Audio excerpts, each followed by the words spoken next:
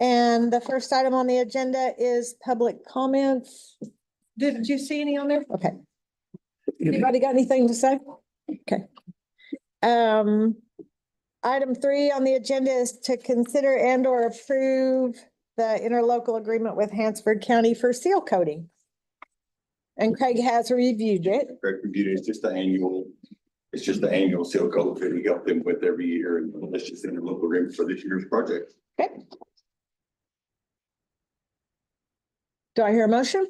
I'll make a motion to approve the seal coating for Hansford County. Second. Motion and second. Any further discussion? All in favor? Do you need this back? I'll give it to them. They're gonna take it to their court next Monday. Okay. But Kelly can send it to me. Okay, we'll do that. Thank you. Thanks, Dwayne. Get that to you.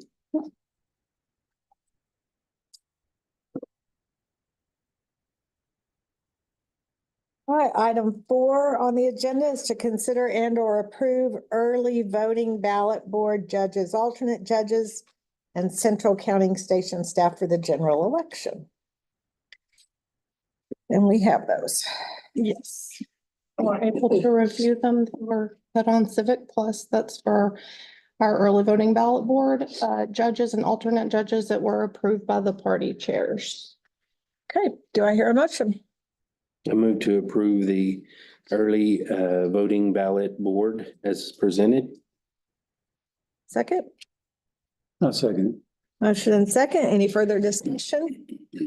All in favor?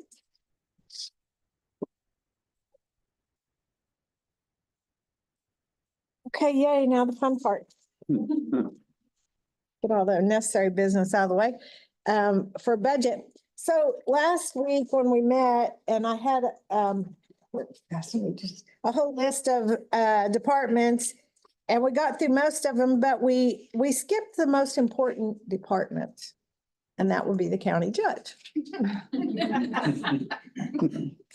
So let me just review my budget quickly. I didn't make many changes.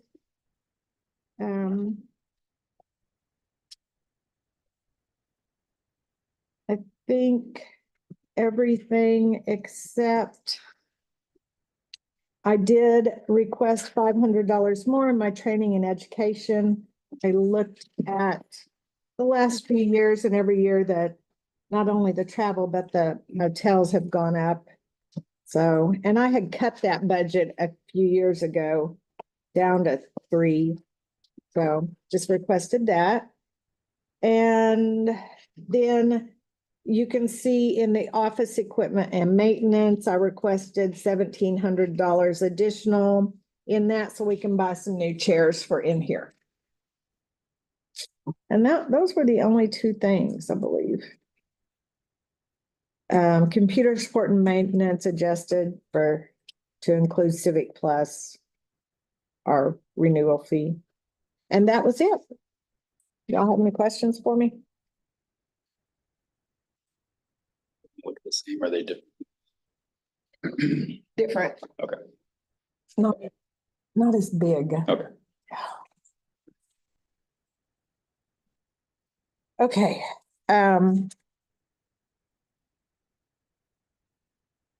So I think we heard from everybody else last. On the Wait. 3/16, I know that they had a question about the special judges. And I went back and I looked on those Oh, yes. and, One was 5,000 and one was 500, right? right. Yeah. And so for the 3/16, it was $500 budget from like 2007 through 2012, and then it jumped up to 10,000 and then it went down to 5,000. Uh-huh. But since 2016, they haven't spent more than $500. Okay. So I didn't know if y'all wanted to adjust that to the 8 boards or. I would say yes. For our judges here. Do you guys have any issue with that? If they're not spending it. Right. Well, historically, the last few years they haven't, so. Let's do that. Anything else, Lisa, from last time?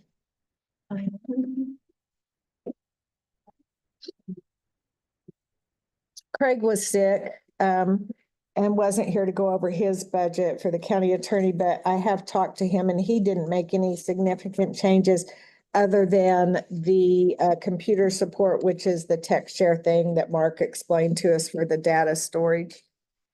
That was the only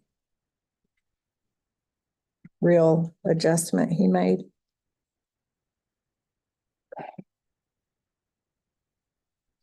Okay. So Kelly, do you want to start with your budget? Sure. So on the county clerk budget, my main increase was, to increase two deputies, from deputy 2 to deputy 1 positions. So an increase in their salary. There hasn't been one since I took office. So that was one of my requests, as well as an increase in my training budget. 500, for Jenny to attend, the court assistant training.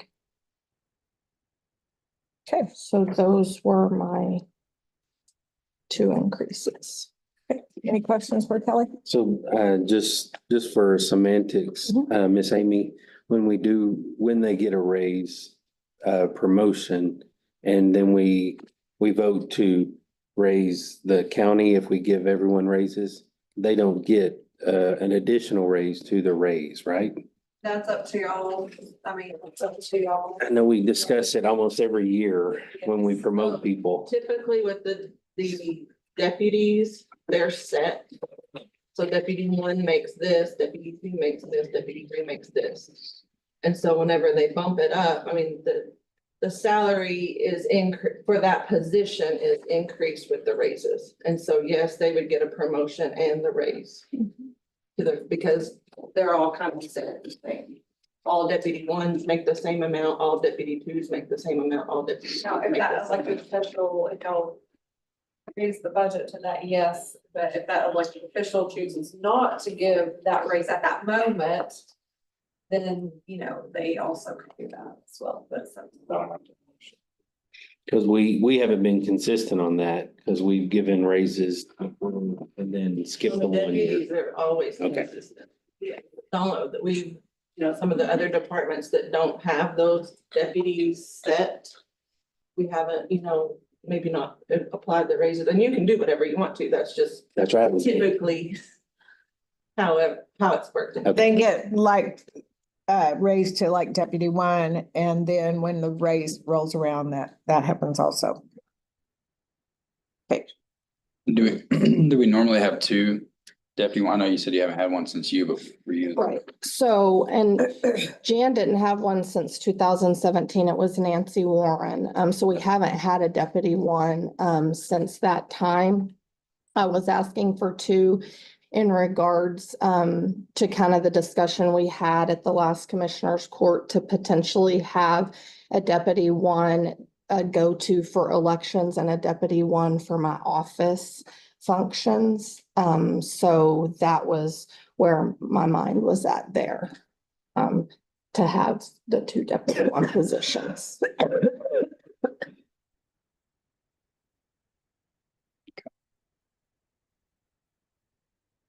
And I did discuss that with Amy and Leisha prior to the request. Because I knew it wasn't something that was typically done within an office. Okay, any more questions for Kelly?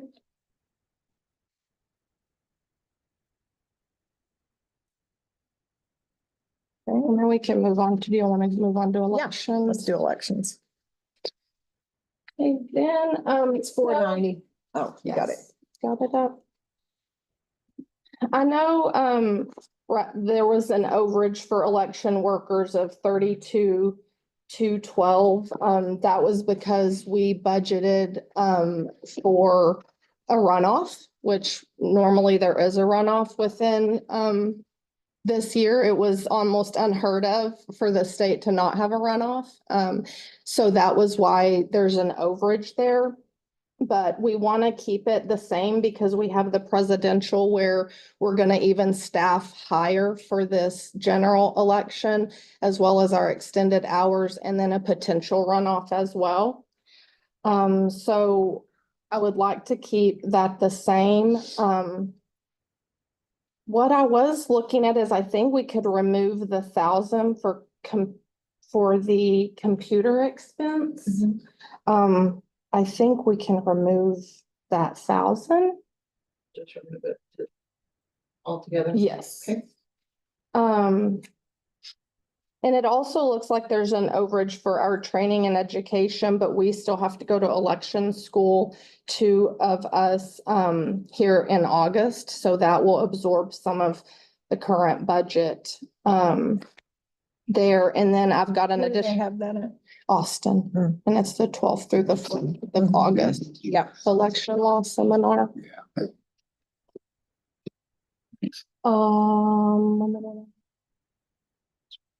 Equipment, did you? There's also an additional, yes, 2,500 because this last budget year, we had the DS-200, that's our tabulators. We had the batteries replaced in those. That's a preventative maintenance. This year, we have to have the batteries replaced in our express votes. So I've already gotten a quote on the batteries for our express vote machines.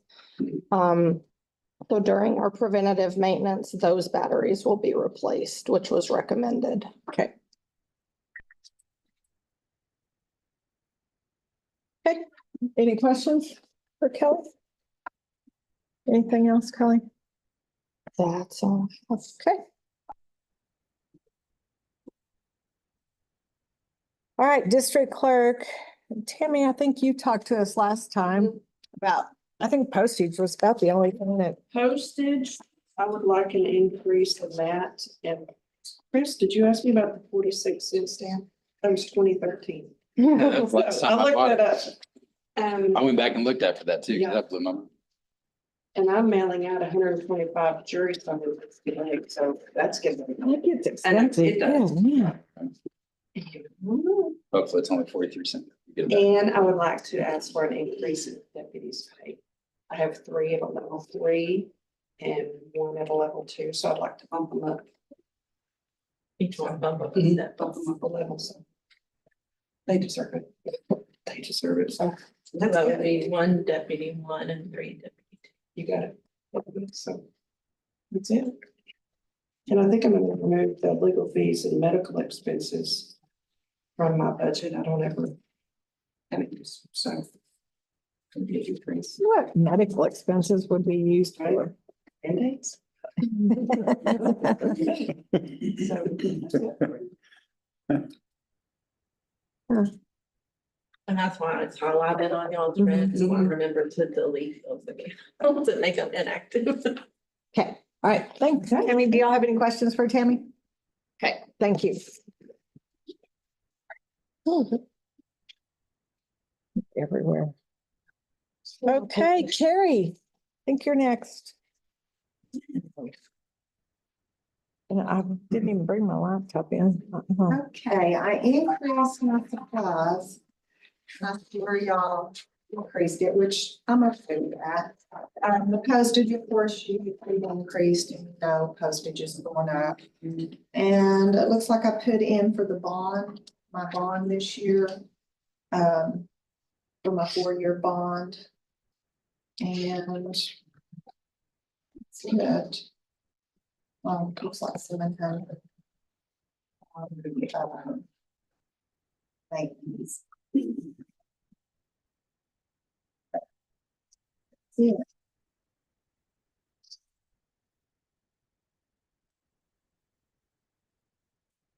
Questions?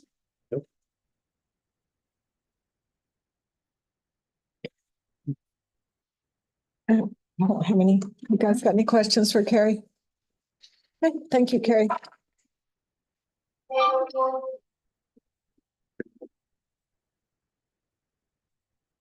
Amy. Here's her.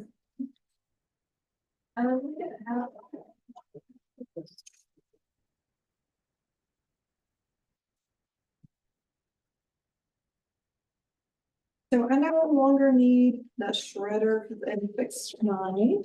Yay. Yay. So, and we can leave that the same on my supplies. Back to 1,000. So just make it 1,000. Back to 1,000 on the office equipment and repair. Yes, Okay. so we'll keep that the same. And then, of course, our maintenance of computers for all that's going up, which it does every year. And the training and education.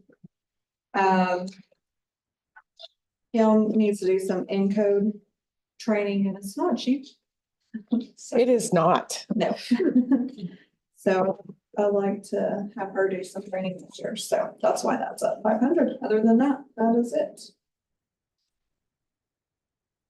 Okay, any questions for Amy? Okay, thank you.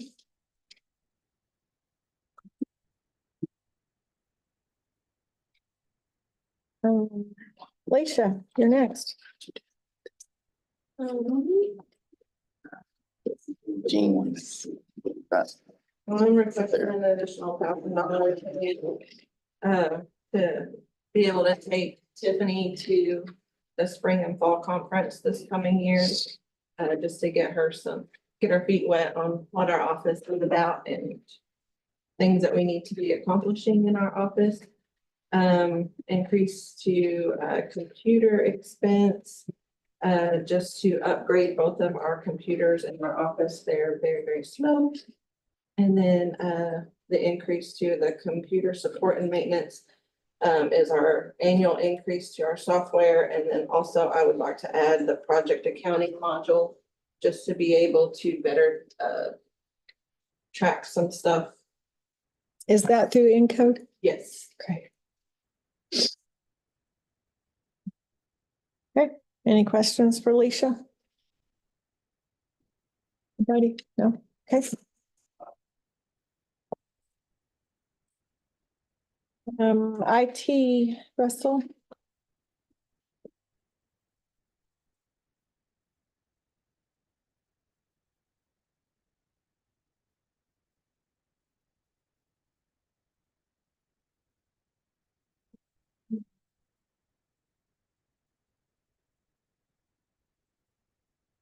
Things, kind of went down in my department. Can cut, 5,000 off of, computer support maintenance, but I got notification Thursday that, Park Life contracts, supposed to have a meeting with them at 10 o'clock today. What little conversation we've had, it doesn't look like it's gonna go up much, if any. But we'll know till we get to a deeper conversation. They act like they can give us more speed for the same money. So that's good. We cut the office supplies in half to use anything in office supplies.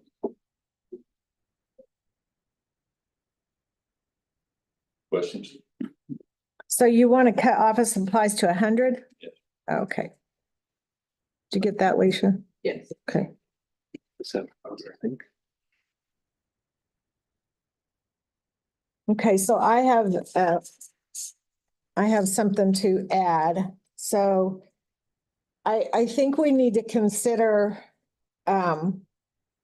allowing, I know we talked about this, no, we had this conversation before, but I think we need to reconsider allowing Glade to drive his truck to his home. Because there's many times that he drives his own vehicle back and forth because he would have to come here to go back to Fritch to work on their computers. And instead of just going straight there and then maybe heading over to the annex and then to Stinnett, I think that it would be better to allow him to just take that truck home and be where he needs to be quicker. He's not driving a pickup right now. He just leaves it parked, right? Yeah, more of a hassle. Yeah, because he just takes his own vehicle. So, and if that were the case, then we would need to, leave the fuel at 4,100. That's what it was, right? Yeah, it was 4,100. But then, because Russell was the only one driving, we dropped it. So thoughts on that?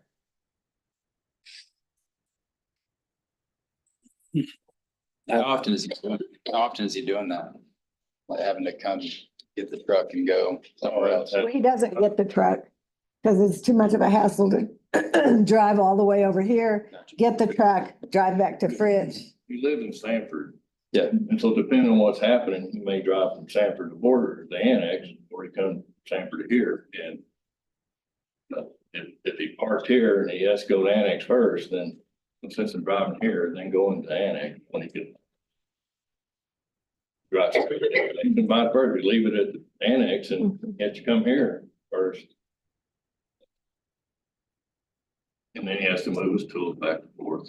He says just a big hassle of why he's decided just to drive his own truck, but I'm kind of concerned if he has a wreck or something, what's gonna happen there to using his truck for company business. But he can also get called out on a weekend, jail. I'm gonna say, I've said it for the last 3 years. We do it for one, we gotta do it for the others, because we've got other employees that are working at the annex that live in Fridge and. Yeah, but they're not on call like the IT guys are. I mean, they're not necessarily getting called out. Can you show me how many times can you present, something that shows how many times on the weekends? He was up here, most of the day Friday, some of the day Saturday. Did y'all work on Sunday that time? I did, he did. I can't give you a number, but I can tell you these guys, understand the importance of when it's in the middle of the night or on the weekend or Friday for the jail, and they're there for us. We call Yeah, quite a bit because our systems go down quite a bit. the deputies. So does this go for maintenance too? Because Eddie's up there quite a bit on call, so we will allow for one, we allow for all. But I understand Eddie's working the annex now and has done a little bit of stuff for me in I think Fridge. put a stop to that. He's not working at the annex. He's not mowing at the annex. No, that's stopped, but we have call outs here pretty regular. But I mean, I'm saying I'm not recommending that. I'm just saying you do for one, you do for all. Well, I think the issue is they go to multiple locations. Well, there's several, like Nancy does that in her car. I mean, she goes from Stinnett to Fridge to That's up not the here. only I one. mean, it's a slippery slope to, I just think we need to be fair whenever we do. because Baltazar drives from Fridge to the airport when the Apollo needs in. That's fixing to stop. Yeah, Oh, yeah, he's fixing to get out, so. I'm not saying no, I just want to be consistent. Be consistent. I learned that as a cheerleader. I was gonna say that was a cheer. Oh, that's be aggressive, sorry. Well, what about aggressive?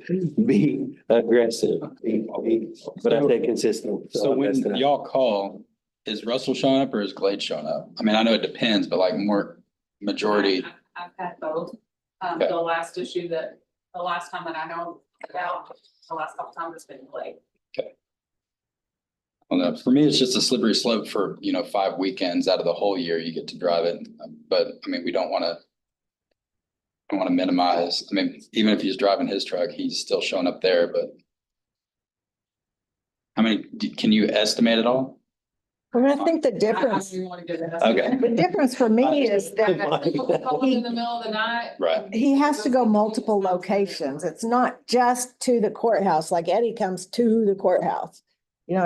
It's multiple locations. Yeah, but if it's during the day, he's based out of here. He can come here, get his truck and go to the multiple locations. If your start time's at 8, you're here at 8. Right. Then you go where you need to go. Emergency calls, Then the that's emergency calls.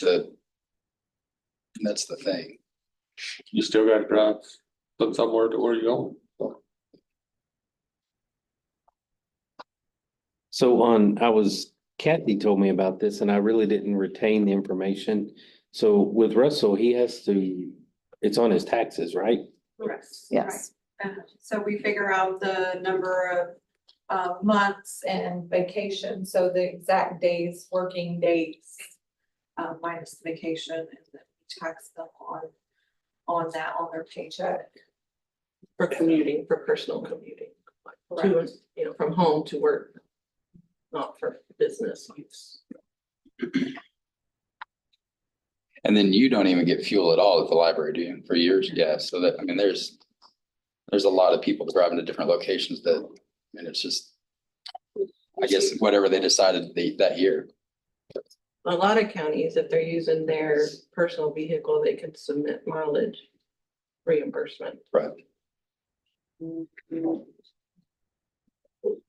don't do that. No. You don't do that. No.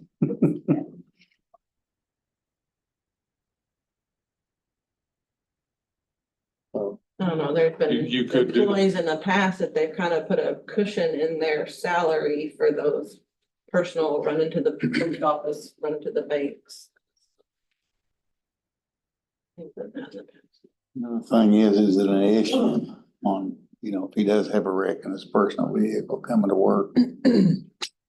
I think there was a time years ago that mileage was built into those salaries, because I know that's what they always told the JPs, because you know, we were traveling lots of miles and they said, well, mileage is built into your salary. So That at least sounds good to tell people. it sounded good. It's His insurance on his car should, I mean, if he's got insurance on his vehicle, it should cover him no matter. Right. well, it's just like if, I mean, we get in a wreck on the way up here. I mean, It's the same thing. No difference. Mm. Well, for me, if you're gonna allow them to drive the vehicle, then the ones that anybody else gets called out needs to be able to charge mileage.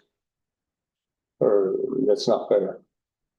Because if somebody lives in Bridge, has to drive just an hour on Friday, Saturday, Sunday, they're doing it for free, as far as their vehicle time. But other people get furnished a vehicle, Mhm. so it's not right. I know we kind of did away with the vehicle before with the other, there was a IT employee. No, he had parked it at the annex. Well, he lived down the street from me, it's parked at his house. Well, yeah, we've always, everybody's worked for me is taking it home, except for Josh. But he parked it at the annex, right? Josh did, because he lived in Pampa, Yeah. but Stephen and Oh, Patrick Stephen and took all it that, home. everybody else is always taking it home until Right. for Josh. Which the only reason he left it there is because it lived in Pampa.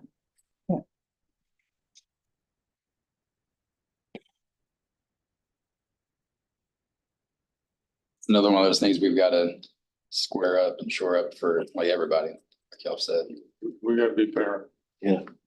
So we need to kick it around in the, what is it, the policy procedure committee, kind of get that going. Would we be opposed to leaving the to present back to the court to say, hey, this is our policy for people who get called out in emergencies? Leave the budget like. So leave it with the 4,100. But, Even. but with not the say fuel you get a and car today, let us work that out. What were you gonna say, Leisha? I'm I sorry. said, with the fuel analysis that I did for everybody, it would just be 3,000.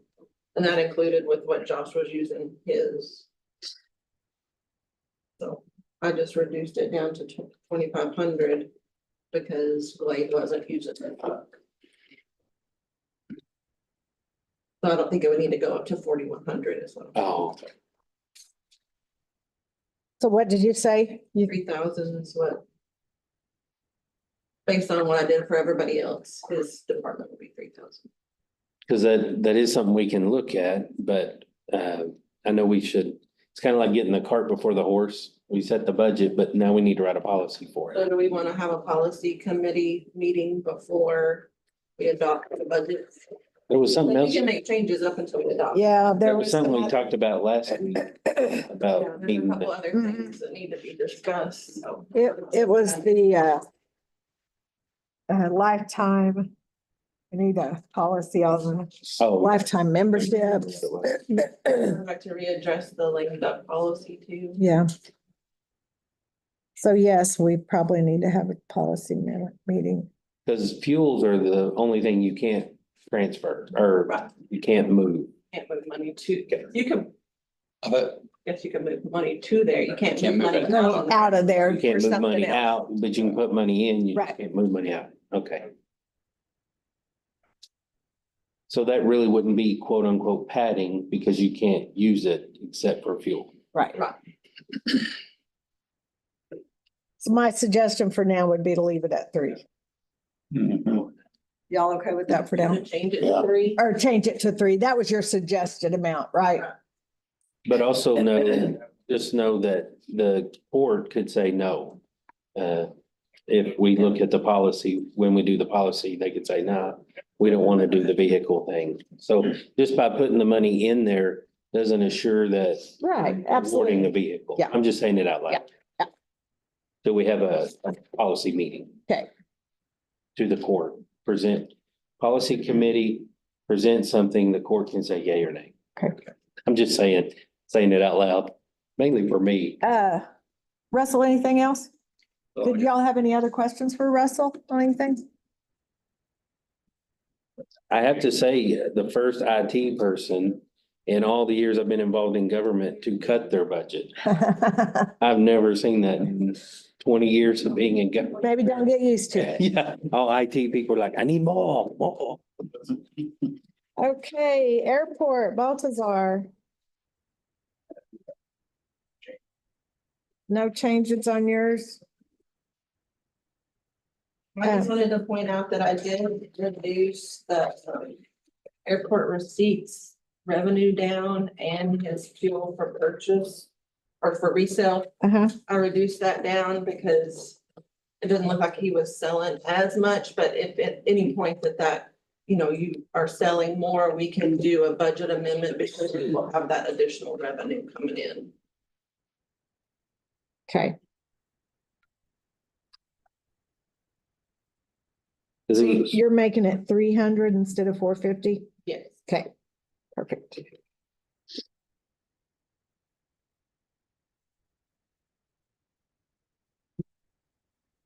We'll change that federal tax on fuel. That's part of the whole.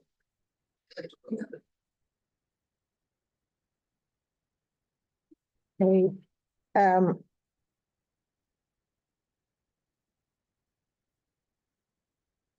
this, we need to again probably talk about, since we're getting the house, what we want to do. So we should have the house, I'm hoping, and maybe by the end of September, I think is what they were telling me last week when I was over there.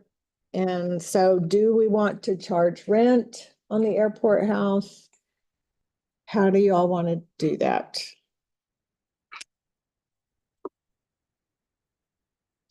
so would that go in the revenue portion? Yeah, so we need to budget it in that airport. Airport house up there in the top in the revenue? Where, when Dennis was paying rent. That's where it went. So before rent was charged at $200 a month, he paid all utilities, correct, Leisha? Yes.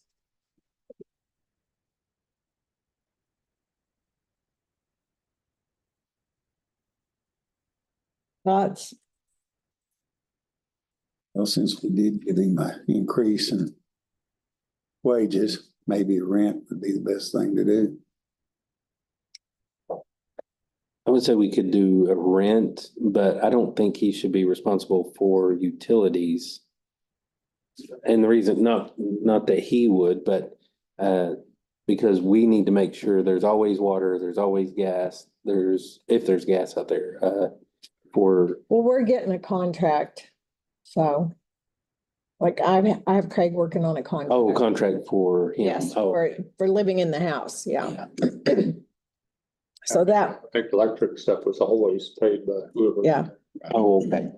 So all the utilities. All your utilities Yeah. was paid by whoever was living. Weather, 55-degree air-conditioned house year round. And the Right. county's picking up the bill. Oh, I get it.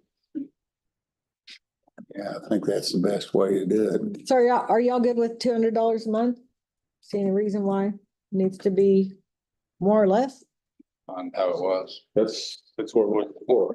That, Are y'all okay with that, Baltazar?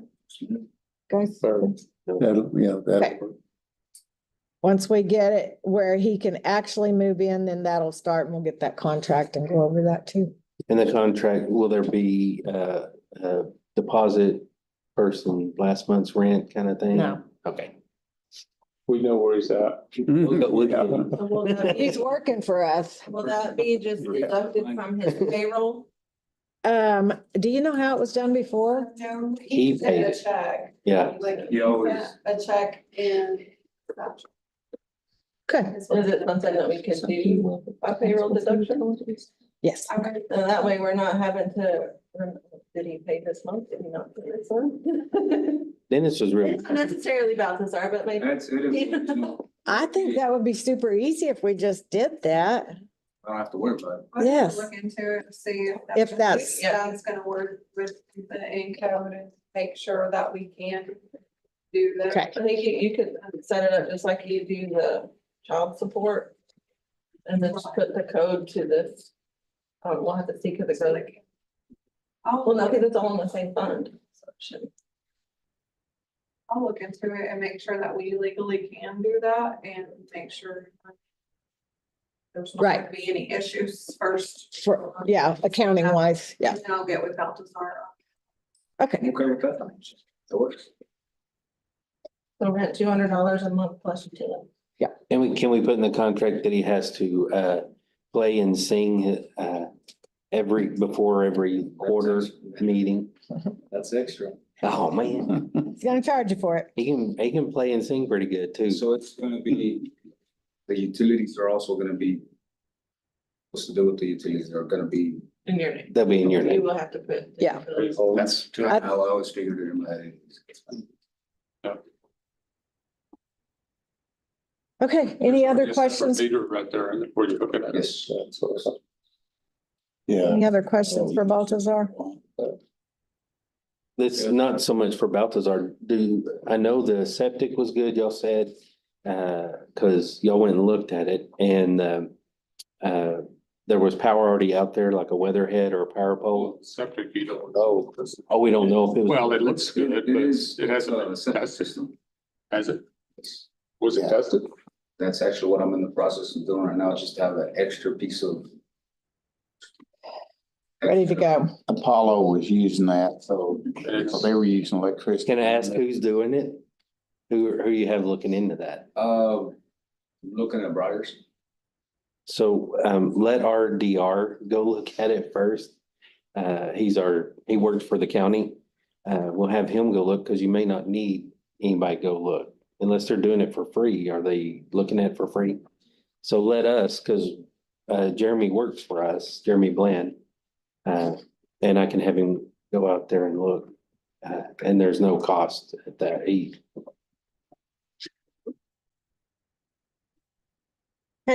Anything else for Baltazar? Okay. All right, thank you. Yo.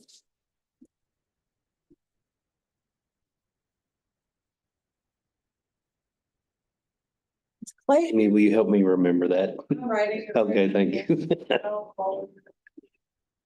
Oh, It seemed like every time we talk, it's about septic, huh? I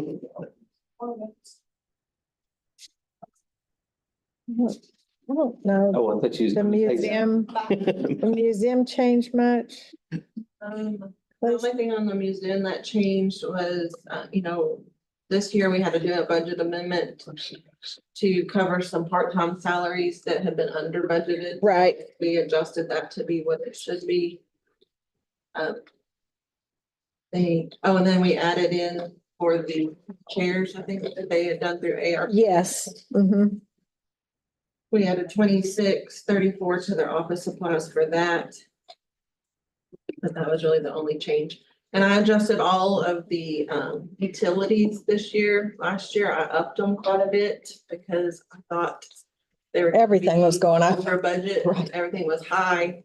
But we upped them too much last year, so I Okay. brought those back down, and if they go over a little bit, then that's okay, because we've got surplus throughout the rest of the budget to cover any deficit. Okay. Do you guys see anything on the museum that you need to ask about? So on the building maintenance, I want to raise that 6,000 to 15,000 because of that 9,800. We were talking about taking out ARP or them putting in the budget, like the front decking needs to be resurfaced and painted and see what rotted wood needs to be replaced there. Building maintenance to 15,000. Yes. Yeah, because we got a bid for 98 and that's the one I brought up asking if we wanted to do ARP or the budget. Y'all said budget, so. Okay.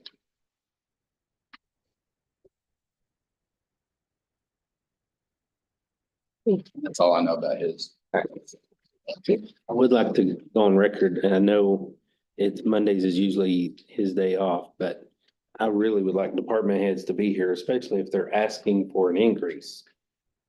We shouldn't have to be selling their budget to ourselves. Just a Dwight preference. All right, Nancy.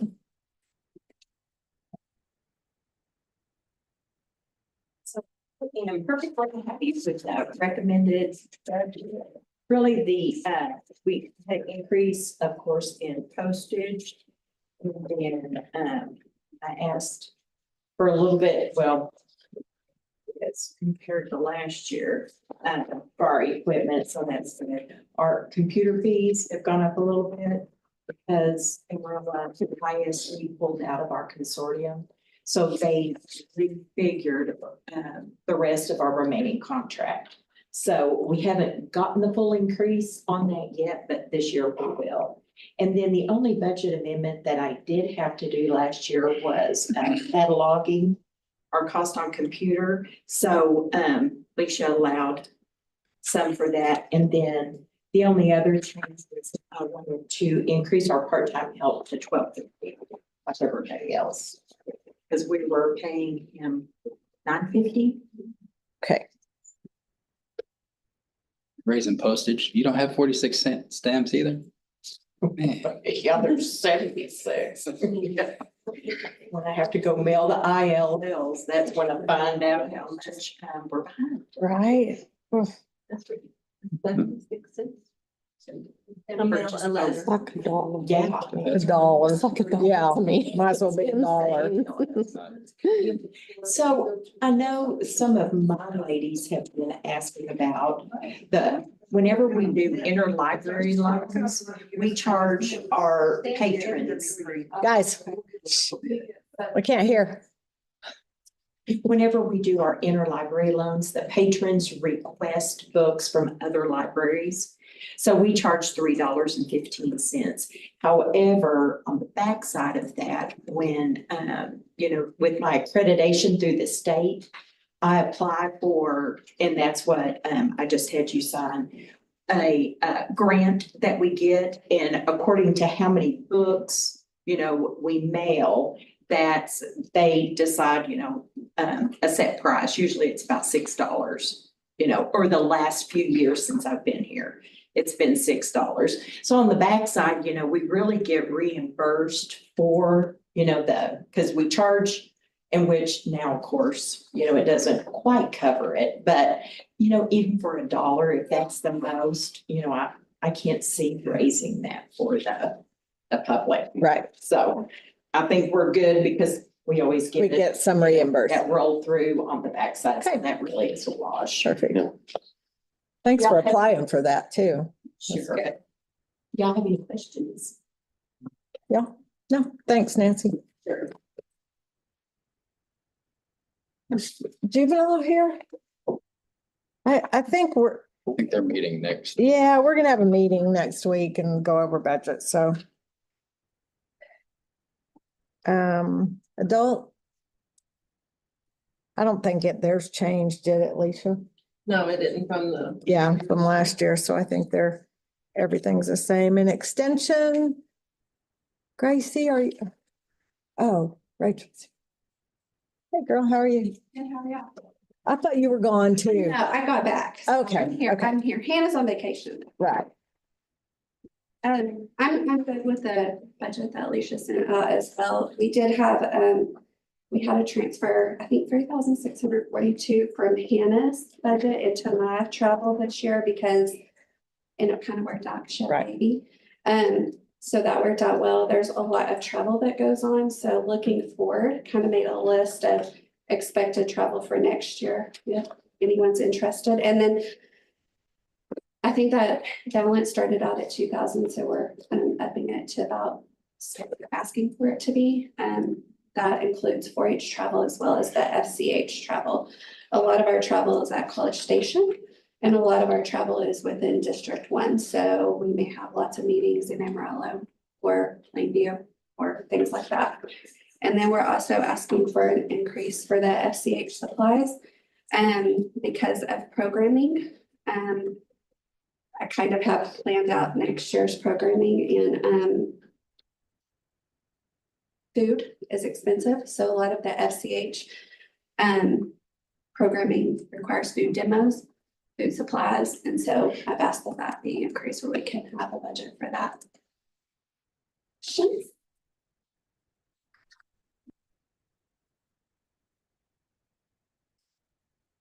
I don't have any. Do y'all have questions for Rochelle? Okay, thank you, ma'am.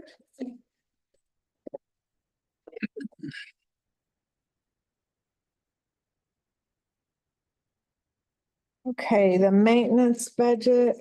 Did y'all have a lot of things on there, so did y'all have anything on there?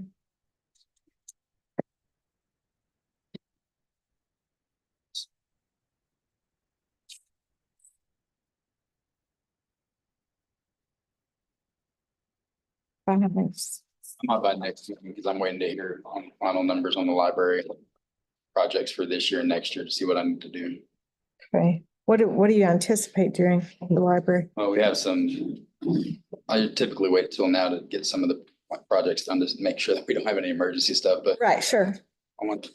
we have some cracking in some areas that I want some, that's some elastomeric sealant on the front on that Adobe in the children's area. And then paint the whole building one color instead of the 4 different shades that it is Oh, from the club room yes. building. But we're dealing right now, it's sitting about 9,000. There's a problem on the backside where they did the construction on the windows. That wall is cracking away and water's getting in there. So they want to peel back a portion of it and look and see what's going on and then just re-stucco that area. And so, you know, that's a steel frame back there, so it's not going to collapse this time, but they want to, it wasn't beveled right to get the water away from the windows. And so right there at the water point, and Nancy can tell you that too, it's starting to crack and the water's starting to come up under the windows and the glove room too. So want to definitely get that taken care of before it gets to be an issue. I Okay, think I'm gonna do that in this year's budget, but that's why I was trying to see that. So we're just a little different cosmetic things like those. What are those things called at the top of they look like the wooden poles of the old Pueblo Those houses and stuff, beams? yeah. Well, not they're just decorative, like they're Oh, yes. like on the outside, those dark Oh. round, they're like 1.5 feet long. Some of them are coming dislodged from the wall. So I just want to make sure all of them are adhered correctly and don't fall, because they have the kids out there doing the. well, that would not be good. No, because those things are So this is steel. on outside of the. Right. I mean, it's still pipe, and I don't know if it's concrete inside or not, but if it fell and hit on a kid, like the parents stand on that wall during the boots and badges things. And so Right. I want to make sure all those are as glued to the wall as possible. don't make it fall. So I'm waiting to hear back the final numbers for all those things. I think I can get most of that done, but the painting will be a next year next year project. budget. Okay. So when do you think you'll have that? Like next? By next week, he should. Okay, Last week I touched base with him again. And he said that he should get it to me this week. I just had a question on the spreadsheet, Leisha. Yes. So I noticed there's some increases like on 500, but then when you come over here, the difference, it's not in that column. Where, which one? There's several, there's one right there under annex supplies, shows 500, and then there's nothing in that column.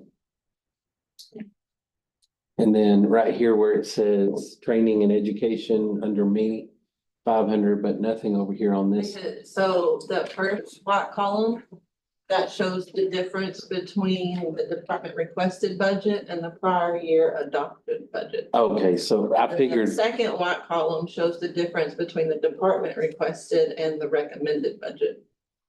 So like on your training and supply, you requested a $500 increase, so it went from 25 to 3,000. Well, in the recommended, it stayed 3,000, so there's. okay, that's what I was confused with. I knew it was me, I just didn't, I need someone to explain it.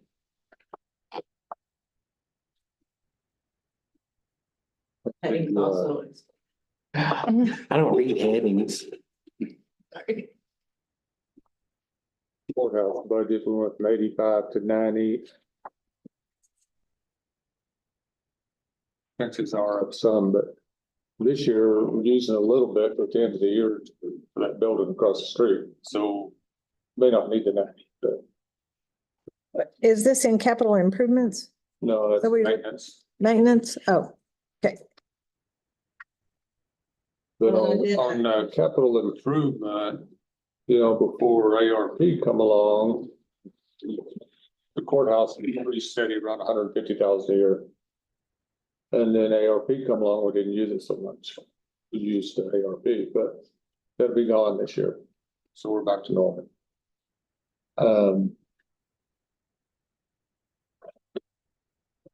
We kind of need some clarification what's gonna happen with that store across the street, because if we're gonna use any of this out of the courthouse, that should come down some probably for the courthouse. I think we need to make that its own line item over I've there. added But lines. no for idea the- what's going on there, so I think it just needs to be left away from the courthouse. It can be its own thing. Yes. And then For that, I And put then- $3,000 in just maintenance and equipment for the annex over across the street. But the capital improvements, I didn't know how much I wanted to put in that. now that's not even gonna come close to maintenance or improvements either, but Well, for the Don't know what's first gonna be year, 'cause happening it's with it. gonna be under construction. Yeah, you've got 15, right? Is that what you said? Maintenance and equipment? Oh, no. It's the net annex, yeah. 2,000. Yeah. And I just did the same for because it's 2,000 was what the border library has and the French library. Right. Of 2,000, so I did 2,000. So I'll just give you all a quick little update on that annex over there. So I sent out all those RFQs and I got one back. So and it's, basically just informational. It's not numbers because we need to pick someone to give us numbers. So gonna have to look at that again and reach back out to some more people so we can get some more information on that. But I think that we need to make a line item for the renovation of that and just move forward with getting that done. But it's not gonna get done out of ARP this year before that. I mean, I just don't think that that's realistic. I wouldn't want to make a line item until we got some pricing and something on paper. Because, We've got to put something in the budget or we're Because if just we don't stuck. put anything in the budget, you can't do it. well, And so if you can make, if you decide you want to spend $500,000, then that's what you put on the budget. well, that figure's not gonna work. Well, I just threw. Well, that'd be my suggestion, That's not it, I hope. to renovate it and do it right.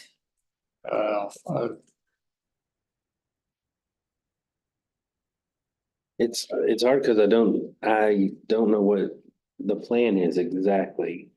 That's what I'm I mean, I could put we could put numbers on there, but it wouldn't be, it's not good business just to throw random numbers on until we know what the vision is. I haven't heard. To move the extension and the library over there out of the courthouse. Okay. And then what does that, oh, go ahead. Finish your question. So, so that would come out of their budgets. Not the. Not the reno, Not the Oh, not facility. the facility. Yeah. Okay, not that. because their maintenance would be in their departments. It'd be just like this. We'd have a Because the line annex for is in like the, It's annexed, got its some own line. maintenance item Yeah. in Maintenance, and so it's another, the Fritch Annex has its own line item in maintenance, okay, and so we would have its own line item in maintenance. so it'd be, and you went out for RFPs for, or RFQs. Yeah. We're an architect Oh, an slash architect. engineer. Yeah, so we need to, score the information that we've got so we can pick a firm to, Well, with an RFQ, you can't you can't request them to provide any kind of number. numbers. Yeah. It's You just, have to pick the one who is most Qualified qualified to do the job. project. and we got one, so. I think to do the renovation over there is. You're gonna have to decide what's it worth. Is this a need or a want? And this is more of a want. So Well, so what do we do? And Just if, let that building sit there? If I we don't didn't want to say throw that. money at it? I didn't say that at all. But I don't. There's no way I could support $500,000 for that. But Yeah, when we first, I mean, we can't talk about what we said in executive session, but baseline, we said it could become a storage or potential site for more parking or more another location for a jail potentially down the road or something like that. We didn't say that it would have a whole, I mean, I don't, who came up with the library and the extension being moved officially? Like, That was probably me. Okay. Okay. But we had a little committee that talked about it. because I didn't mean to. No, go ahead. I was gonna say, after we mentioned those two things, I got a couple of calls that they disagreed with that.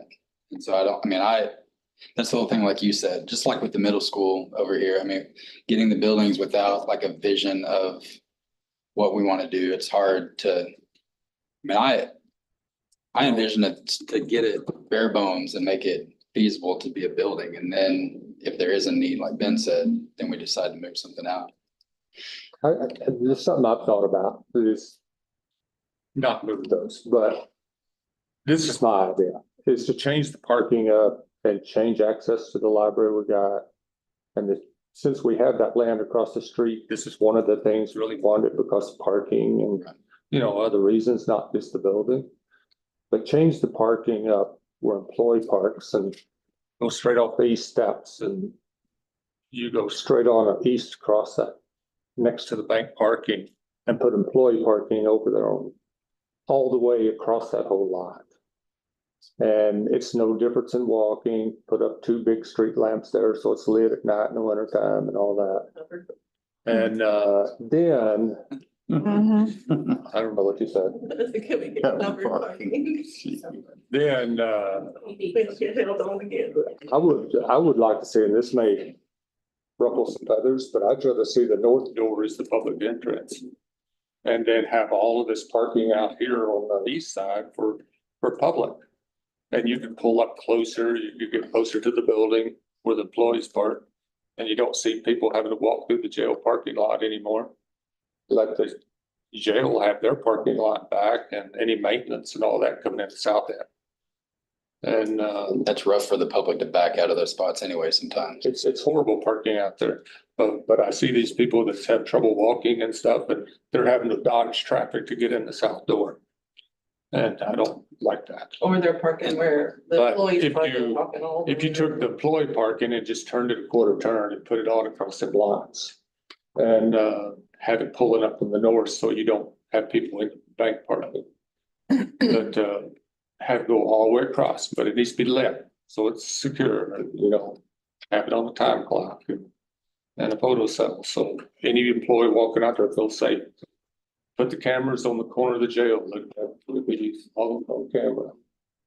And then, but the thing is, you'd have all the public parking where the employee parking is now. Then you got that even over there by the post office, you know. You can park there, you can park here on the east side. And then on the north side of that building over there, there's a grassy spot between there and the property line to the street. You can fix that for parking. So if it's court day, you could just move on across. If this fills up, move on over there. And then we own them lots on the east side of the building too. You could fix them up for park. So all the public parking would just be in one area. You wouldn't be driving around the block 2 or 3 times trying to find a spot. The chairlift and everything is already on the north door, so. That's true. The only thing that's not down there is our security. Well, we moved him down there, but then take those opaque windows out of this library to where you can see in there and see we got a library. Because that's where the public's coming in now. And you know, now if you don't know it's there, you don't know it's down there. You get it where you can see we got a library, and a little exposure. So the extension office and library thing, you said you got calls, they didn't want to do that, the extension office didn't want to do that? Well, no, not from the those people, okay, departments. then you No, don't I have to got- talk about it, you don't have to say This- nothing else. I was like, Finish this, if I finish the story there. go right ahead, The sorry. building itself, there's no storage here in this courthouse, but what you see is under every steps, there's stuff stuck everywhere. I mean, you go opening the door, you find stuff. But organize the old jail upstairs so that it's, that's where you need to put your files, you can lock them up, and any files you don't need. Put all that stuff in there so you can lock it, but all the other stuff is just crammed in holes. Put it across the street. And have a little maintenance deal over there and you can store any extra stuff the county's got there. You got a place to put stuff. But it's stuck in every building. There's stuff over at the Rich Barn. It's stuck in buildings over there. That's kind of what we talked about. It's not organized, and we could organize it. But you know, you go up in the air handler room up here and there, you got records from 1900 up there. And we had a pump go out in there a couple of weeks ago, and you're like, if the water got that much higher, we've got them old records. That needs to stop.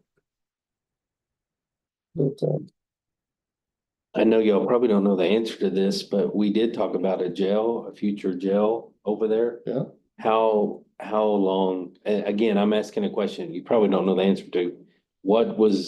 How long do you think we'll get to a place to build a jail? 50 years from now. 50 years? We That's need what a it is. plan. We need a plan. Yeah, we can put money back every year so we can be prepared for that. Oh, okay. We've got to have a vision and plan. Whether it's a way down the 10-year road. plan or. Okay. They're doing a great job on keeping it. that's way down the road.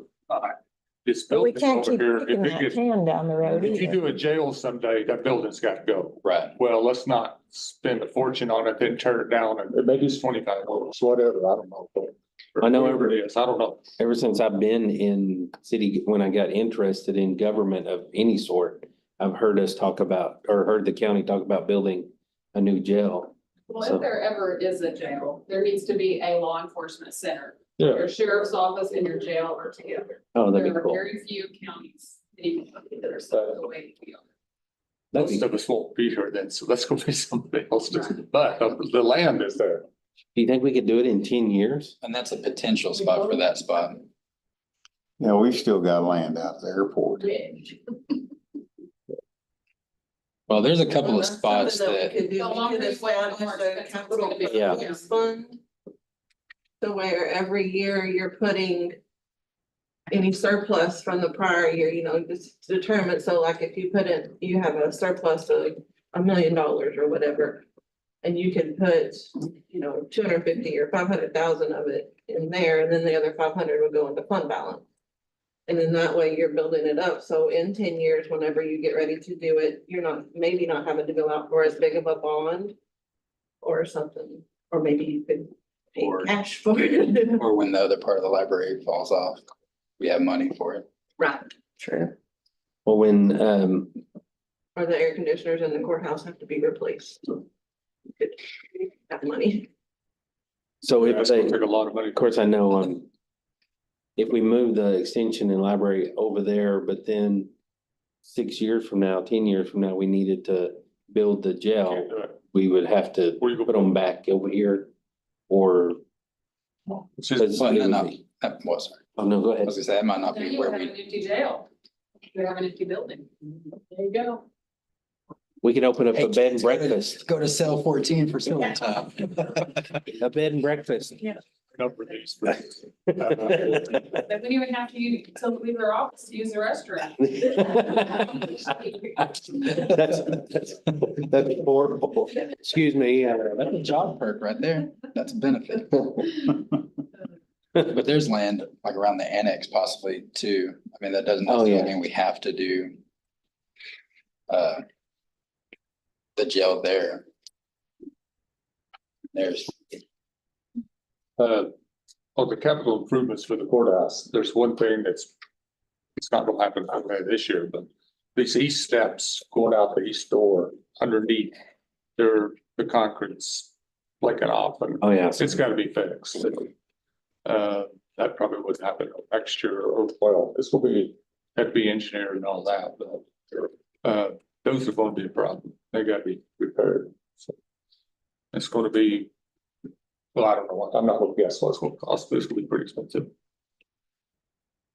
The So- top of the steps look great, but underneath them is falling apart.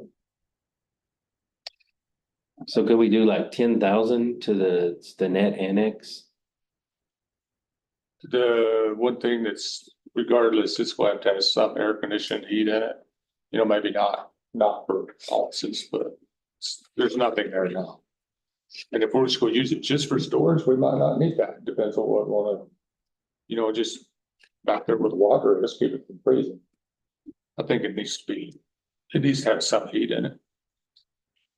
And So throw a number out there to get, like maybe I some don't, AC there's a lot of stuff there to do. I don't think and heat. that's not gonna all be done in 1 year anyway, so. We'll get the roof and get it painted, make it look good. You know, get all that put in there, but gotta do something with the flooring, but if it goes to storage, then that changes what we'll do. But I'd like to get this organized, because you can't find anything in this building. It's stuffed under everything. that we can find some 46-cent stamps. And some of those. There may be a bunch of stamps. Okay, well, let's put a number in that capital improvements to net annex. Because if we don't put any number in there, we're not doing nothing.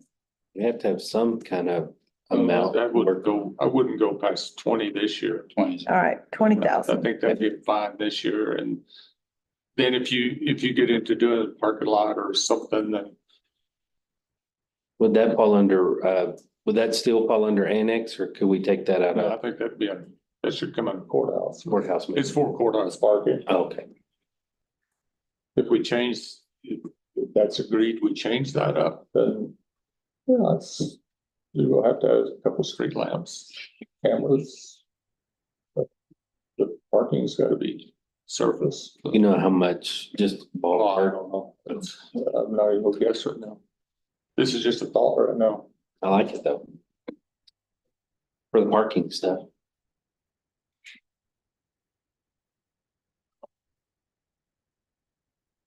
So we're good with 20 in there? Yeah. If, Because we still have the ARP. well, just Getting till, air this year. just till the end of the year. You gotta use it on. Could we still leave, if we left the capital improvements on the courthouse? Just in case you could use some of it over there if you need to. Especially the parking stuff with escorts. We've got capital improvements at 125. Yeah. Depends on the plan here. That may be too much. I don't know. Or may not be, but I like the parking idea though. I really do. You give the jail back their parking lot. Yeah. Don't ask for anything else. Let's go. Just kidding. I'm kidding. No, I like this parking lot here.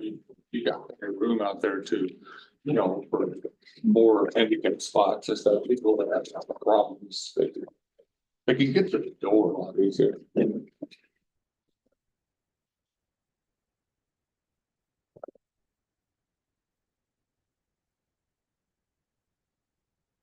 Hey, anything else? Okay, we're moving on to non-departmental.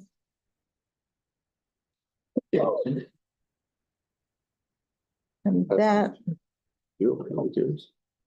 Yeah. Increase it for the janitor. our tiers funding went up a little bit. Touch base with him. We haven't had a board meeting on that. Where you at? We just get On the numbers, tiers. 409. 409. Yeah, but we have that board that we set, the tiers board that we're supposed to meet. Okay. Get with them and see about that. We should not have any legal fees this year because that was for redistricting. No, that wasn't for redistricting. That was for the lawsuit. Yeah. So we should be done with that.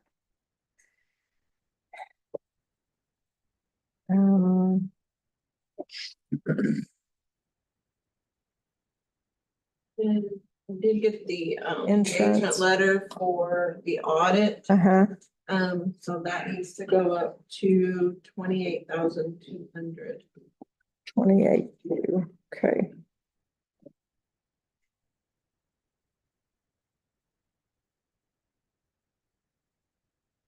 And insurance went up, obviously, Yes. always. Then I was able to reduce Reduce that state court costs because we changed kind of the way we were doing some accounting for fees that are collected and remitted to other agencies. Okay. So that I could better track to make sure that what we were paying out was actually what was coming in, or what was coming in was actually getting paid.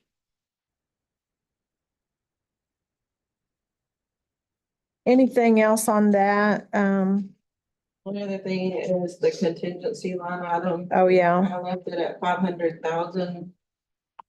You know, my personal view of that is to put all your what ifs in one line instead of all throughout your budget, so you can see how much what ifs you have. So Contingency.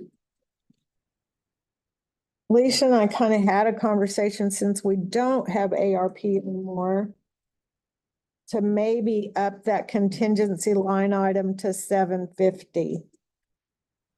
And our deductibles on Event. roof repair when damage is going up to $100,000. Hopefully. So with just in, I always cut you off. Go ahead, Chris. I was gonna say with the healthy fund balance, I would like to leave it the same. And then we can bring it from the general fund, the fund balance into that if we need to give us a buffer year. The only way we can amend it is if y'all declare emergency. It has to be an We're emergency. running out of contingency money, I think is an emergency. But there's specific things that can be Just used because it wasn't budgeted for is not an emergency, yeah. Contingency is something you couldn't see coming. Contingency is an emergency by definition. It's an emergency. That's what I'm saying. Right, but if we budget for it You and couldn't that see it coming, happens, But then we've got it. And then if we don't, we can, Unforeseen state, an emergency would be the roof came in. right. if you could That would see be an it emergency. beforehand that you budgeted for it, then you should have budgeted for it. But You knew that you had $100,000 deductible and didn't account for that. That's not an emergency. So I kind of think, so if we know that some of the dues and fees are going up, why not just add it to the budget? You said, Well, like you say, like a roof deductible, well, you don't know that you'll even need that or where you need it, so.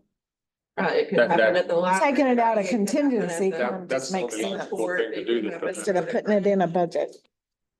okay, And so if you put it into that contingency line item and it happens in road and bridge, then you can transfer it from contingency to road and bridge.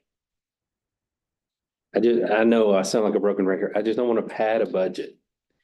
Ever, I mean, we're telling department heads, Use contingency. yeah, we tell department heads, don't pad your budget, and then as a whole, we're padding a budget. At some All level, What I budgets are don't gonna like need seeing some is sort of say, pad. say like fuel, we cut everything to bare bones, and then you say, well, if you run out, we take it out of emergency. Well, I don't like doing that. Yeah. Right, I wanna make sure you're covered.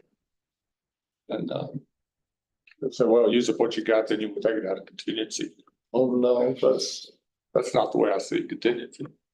Yes. because if we only spent 300, or what we spend, I just looked at it.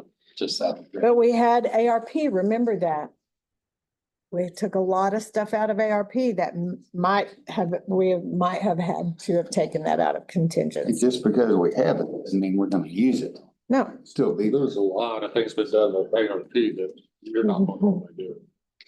I would be okay taking it that high if we would put the rest in our jail building, if we don't use it. Okay, I was gonna try. Well, that's what I would Sounds like like to some see happen politician would too, do. is the capital projects fund, and so whatever contingency is not used, then we then can you just transfer that. throw it over surplus there. Over to your capital projects. But your capital projects fund, and it holds it there so that whenever those major projects come in, then in future budget years, you can budget them out of that capital projects fund instead of out of your general fund. I love that. I love that idea. And I think just because we have that, we still have the final say on, yes, that we'll take it out of there, and no, we're not gonna spend that money this And year. that's why the contingency requires a supermajority vote to move it out of the contingency line. So that if two of you don't think it's a contingency item, then you nix it and it doesn't happen. Yeah, the thing for me though is just because it's there and we don't use it, doesn't mean it's not coming from the taxpayers. Right. So That's a whole cent increase. 250,000 is a cent increase automatically. So if you raise it, it doesn't matter if we don't use it, they're paying it. So that's my problem with it, that we have a healthy fund balance. The only definition for an emergency purchase is it has to be unusual and not foreseen at budget time. Anything in contingency is by definition that. And so we can take it out of the general fund and put it there. That's a big sticking point to me when we have a healthy fund balance and we have residents that are struggling paycheck to paycheck and we throw all this stuff in a budget just in case we need it. It doesn't mean they're not paying it. I'm with you on that. I feel And good. I agree too. I don't believe we should put, extra in there just to be putting our into fund balance. I feel good at 500 like we had. I don't know about 750. So what's been taken out of the past year? We used it to pay for Since the last budget? Yeah, we used it to pay for comp time for the fires, comp time out of the jail for when they had the prisoner in the hospital. We used it for purchasing the air conditioner over at the jail. We used it for.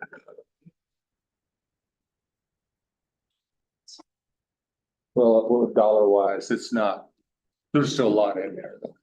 But We've used about half of it, a so little over half. I'd be fine with 500. Yeah, me too. We'll leave it then. Leave it.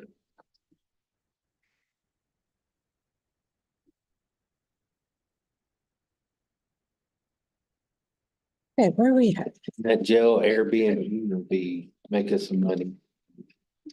When that happens. I have a question. Yes. It's non-departmental, I guess, but I was watching the meetings, the Borger City Council stuff, and they were talking numbers on the ambulance thing. When we make payments and all that, except for them, where is that gonna be? It's in the Okay. Fire department. That's all. It's in fire Fire. contracts. Fire department. Yeah, the it's in department fire called contracts. fire. I saw it, but I couldn't remember what It's page. like 69 something, 69,000, what we budgeted. But have we gotten numbers? Yeah, from- we have them, and I think they're plugged in, aren't they? Yes. And that's what they. What's the number? 543. 543. No, scoot over. So the first number we got was 119, but then we got a revised budget from, oh no, 119 is what was, sorry. So I got a updated budget from Garrett and 50,000. Call volume, we were doing 25% and that went down to like 18% or something like that. I think they've done an awesome job. Yeah, I think And they're it's doing a been- great job. They're really good, actually. Oh, Very yeah. much cheaper than Yeah. that one. Okay, sorry to change the segment. No, I no, couldn't that's fine. remember I Yeah. saw that at. Okay, are we ready to move on? We've got all of non-departmental. We good? Okay. All right, I think the only thing we have left is the sheriff and the jail. Oh, county welfare. Oh, county welfare. Yeah, let's do that real quick and then, we just leave the best to last. Yeah. Every year, that wasn't very convincing. I said it with a smile.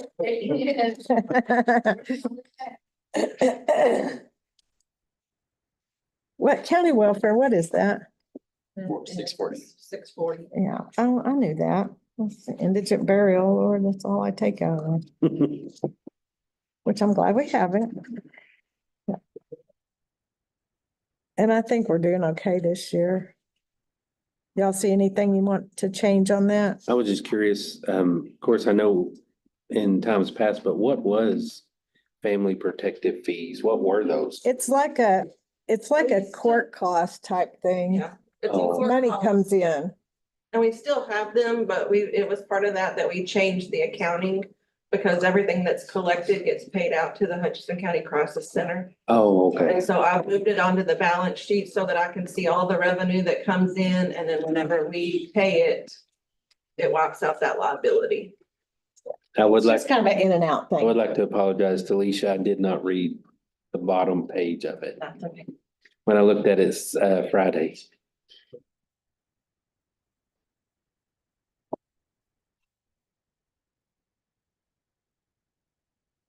But Commissioner Brock pointed it out to me because he reads it. I'm glad somebody does. Okay, y'all have any questions on the county welfare? No. Leave that the same. I didn't read that well. I forgot where they ended. Okay, now we are on the sheriff and the jail.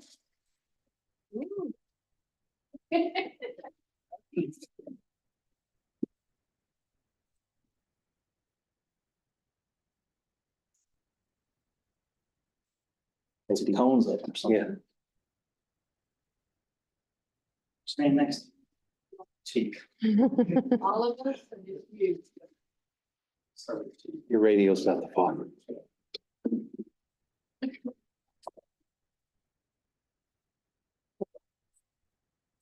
Started out by saying it was pretty awesome hearing y'all talk about jail, but then normally when that word even comes up, you start cussing and throwing stuff.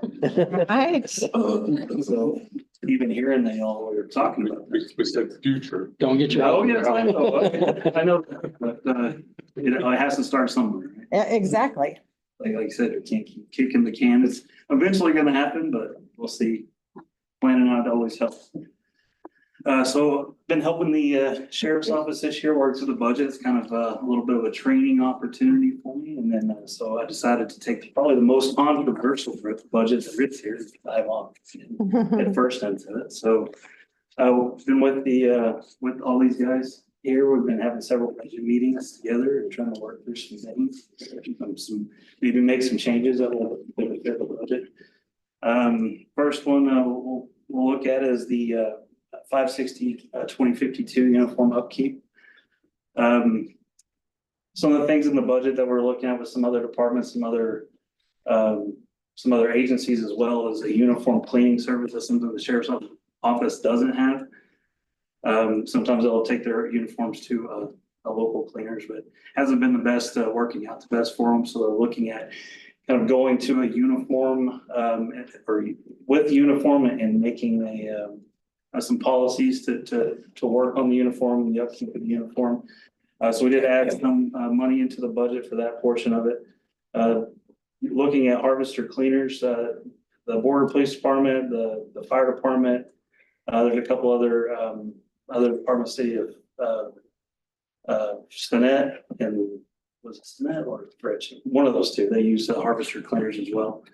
They were looking at shirts about $2.14 a piece, and the pants about $3.72 a piece, making about $5.36 per uniform. I was looking around, and it was really a good rate, and they pick up twice a week here or they pick up twice a week in order.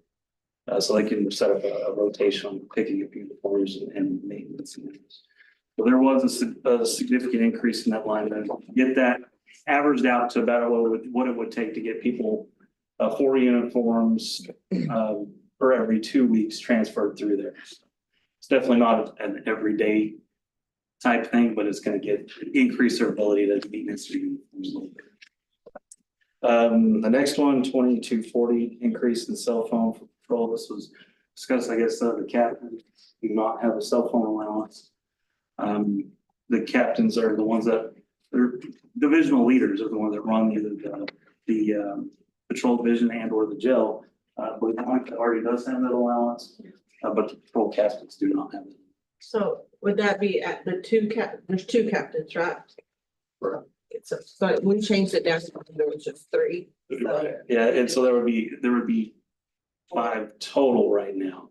With the 2 captains, you'd have Monica and then the chief of the sheriff. yeah, Monica's in her, the other. Yeah, on the. So in the sorry, sheriff, it'd yeah, be 4. correct, yes. Okay, so that would need to be changed back up to 2,400. Right. If that's the way that is right now. It's $600 per person. Mhm. So that's what the increase was, is to get those division leaders, those captains, their compensation and stuff on.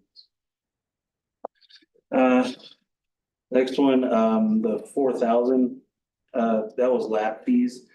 Right now, most of the stuff that we submitted, even in the fire marshal's office, every other department, mostly use the state lab, which is free of charge for people to send in anything that's going to be analyzed through the lab.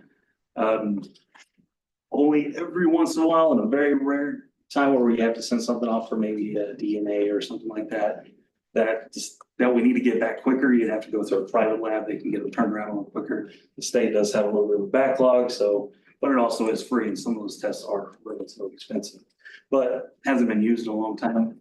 It's just one of those things we feel like we can kind of mix out of there, and if we need something, we can pull it from somewhere else. It's not used that much.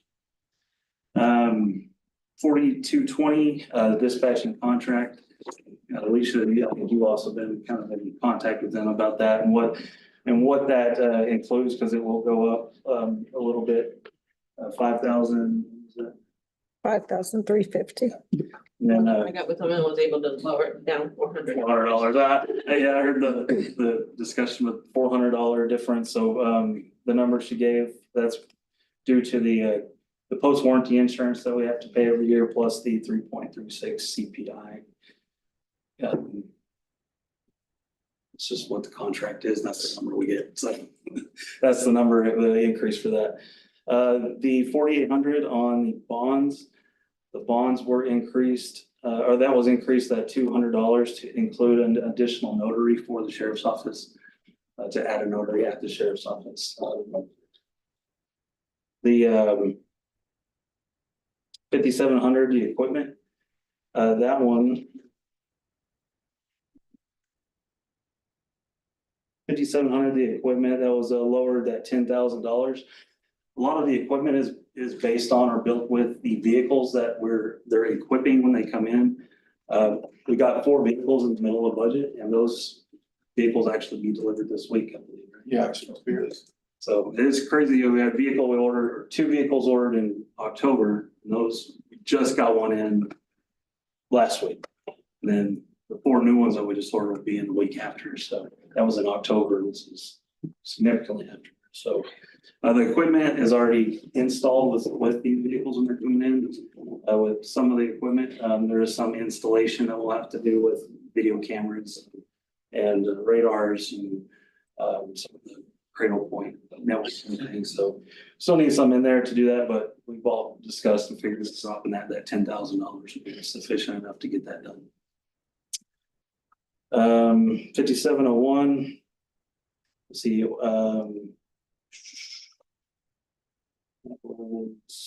squad cars. So we did, looking at the rotation, y'all did allow us to use SP funds to go and order those 4 vehicles. Those, like I said, those 4 vehicles will be here this week. Looking at the rotation and looking at the number of vehicles that they've had the Chargers that came in, and then the Tahoes. And then they were able to get the 2 additional with the budget, which was the Durango and the Ford pickup. Right now, there's 4 other Tahoes, and if I got that wrong, make sure you let me know. But 4 other Tahoes that will be replaced by these 4 vehicles that are coming in. So we'll do the swap out on the 4 Fords for the Tahoes. So on this budget, we're looking at 1 additional Tahoe that would need to be switched out, which we could do with this. What I don't like to do, or would hesitate doing, is ordering, like adding or throwing at you 3 more vehicles. Because if you start adding too many vehicles too close together, then I'm gonna be throwing too many vehicles at you all the time. And I think it's better if we can rotate them through a little bit better. So we can get that 1 Tahoe swapped out with this budget, and then maybe next year we'll look at 2, try to go back to a decent rotation, maybe a 2-3 type rotation. Should you include the jail van into that discussion? That is on my next presentation. I was gonna discuss that as well. The 5730 Axon,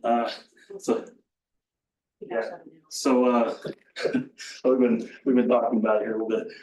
He's gonna go ahead and discuss the Axon thing, because it's kind of getting into some recent quotes that he got. There's different ways that we can go about this as well too. We are getting so many new vehicles, and we've had the current system that we have. First, I wanted to talk about the vehicles, our in-car vehicle systems that we have to maintain, view of their driving, view of what everything they see front and inside the vehicle. We've had this system since the beginning of co-concern. We're looking at 7 or 8 years now we pushed out. The systems are generally on 5-year contracts. We didn't do a contract with the in-car systems. However, we did do them with the body cams. The in-car systems, if we were going to re-up them, we've been taking them out of older vehicles and putting them in the newer vehicles as we get them. So it's a little bit of wear and tear doing that. It's also wear and tear simply just because we've had them for an extended period of time. There are electronics, the lifespan of them isn't forever, unfortunately. If we are to enter a contract with Axon to re-up, they would install in all of our vehicles. That would be now adding the jail van and captain's follow the vehicle, and potentially the next van as well. There'd be enough cameras to cover the in-car, which they don't currently have that either. The quote that I got on that for a 5-year replacement, you do the cameras at the beginning of the 5 years, and at the end of the 5-year term, you also get another set of cameras. Axon comes in, installs everything. It gets they have their professionals come in and install it. That number on that is $177,776. So that's why I was doing a lot of explaining before this. For easy sake, it's $178,000. That is for the in-car systems. Now, as far as for the body camera replacement, our body camera replacement has just expired. The end of the 5-year contract expired, so we're going to be receiving new cameras. So that's receiving the new cameras on the body cam is not a huge issue. The only problem is that we're going to have to extend the service on them. Currently, we use a system called It's evidence sync or evidence.com. That does all of our evidence management. That's something that we, it makes our life as far as tracking video, finding video, sharing video, very easy. Simply to carry that on a yearly basis is gonna be anywhere from $7,000 to $10,000, depending on what discount they apply for that period. So and that's just on a yearly rate. If we do a 5-year, 60-month re-up on the contract, which is the one that we currently have, or is currently expired, we would get cameras right now, which we're going to anyhow. We'll get cameras at a 2.5-year period, and then we'll get cameras at the end of the 5-year period. So to re-up on that program, on the 5-year program for the body cams, is just right under 50,000. So it's 49,249. Currently, our budget sits for the video cameras on the 5730 at 24,000. 26,000. Okay, and the amount that's remaining is what I was going by, but there's 26,000 with what the budget actually sits at.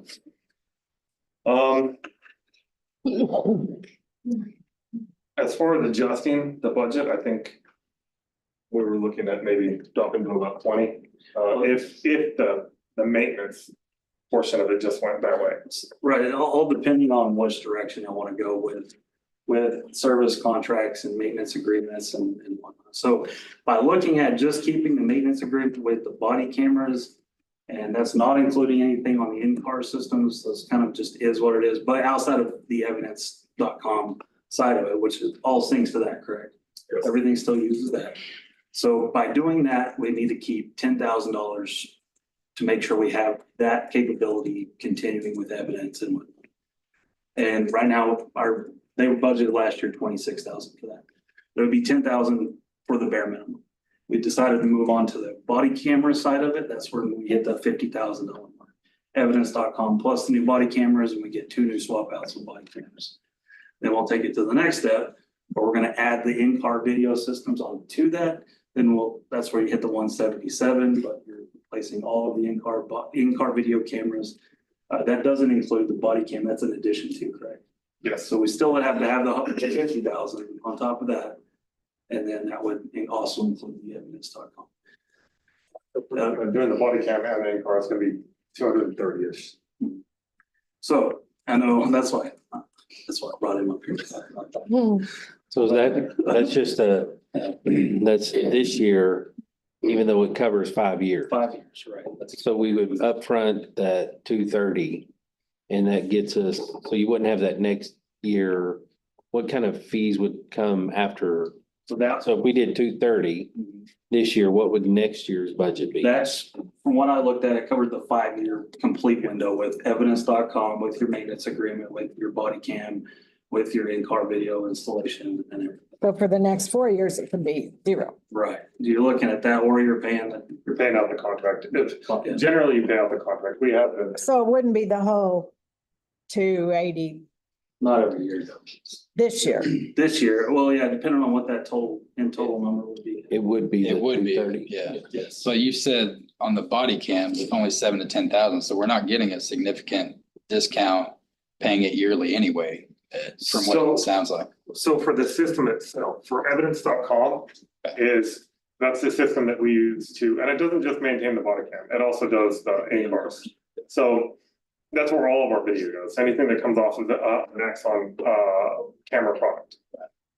So that system is anywhere for about a year is gonna be about 7 to 10, depending on, they apply discounts for longevity and just depending on the market. I'm not really assuming that's. So that's not included. So that's just like the cloud-based type of stuff that's not even included in the 50,000 body cam. It is. It is also, so once we enter the contract, the evidence.com is added into the 5-year contract. Yeah, the 50,000 part is what that added into. Okay. Plus body cam. So what would it save doing 50,000 up front versus the 7 to 10 a year? Like, that's what I'm trying The to. new camera swap out is where you're getting that. Yeah. You're getting the new. But we're camera. already swapping them this year. Yeah, that's why I was saying the bare minimum that we have to do is make sure we get maintenance and evidence.com paid for, which That means he'll get body cam this year, new body cam, and then we'll get the evidence.com and all that stuff going. And that'll get us through. The cameras will last a little while. All depends on how. But then next year you would still have to pay the 10,000, Next year but we no get- body cameras. Exactly. Well, We would, that cost is also gonna fluctuate depending on the market of the year, everything, so. but we don't get new cameras for 2.5 years Yeah, you'll get through new the contract. with the No. contract, if you'll get the camera at that 200 feet mark, and then it's. Okay. And then, like I said, in-car camera, and another thing, I wish I could say that there's something we could do about this person gets this and that, but state law, every law enforcement officer has to have a body camera now. And patrol unit, every one of them. Minus some of the other units don't have to, if you don't do traffic stops in the normal routine of your job, but everybody's considered that. That's an option. Does the courtroom security, that's the sheriff's department, right? And he would have the body cam also in Those his are all vehicle. included. And then, and I know this is totally different, constables and stuff, they don't sync to y'all stuff, there's just. No, they have their own. Okay.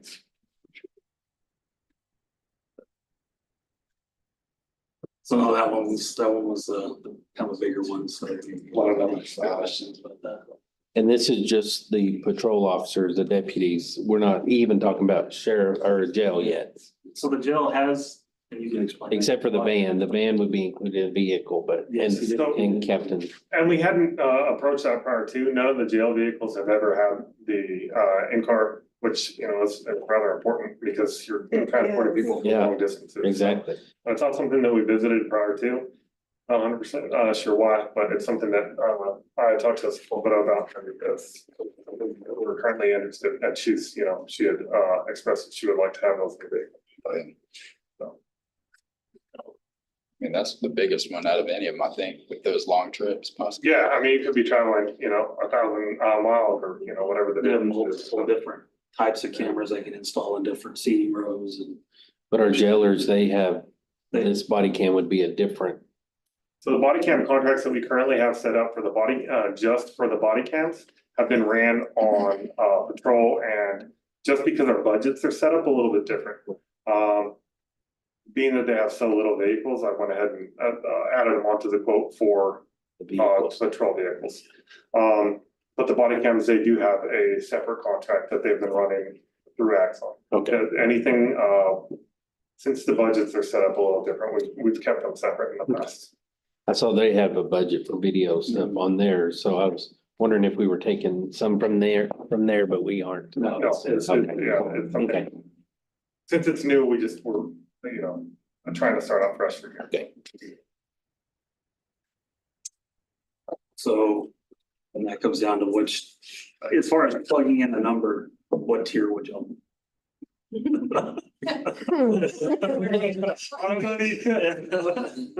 Mediocre. Bronze, silver, gold. Yeah. Go for the gold. I would like to add this, as far as prosecution goes, Yes. it's a different world. With today's society, if there's no video, it didn't happen. Police officers are no longer considered credible people anymore. So as far as the dash cams that are recording, just an example, we had an officer pull someone over for a traffic violation. And that was his PC to get in the vehicle, and he found drugs. The case is probably gonna be kicked because the dash cam was not recorded.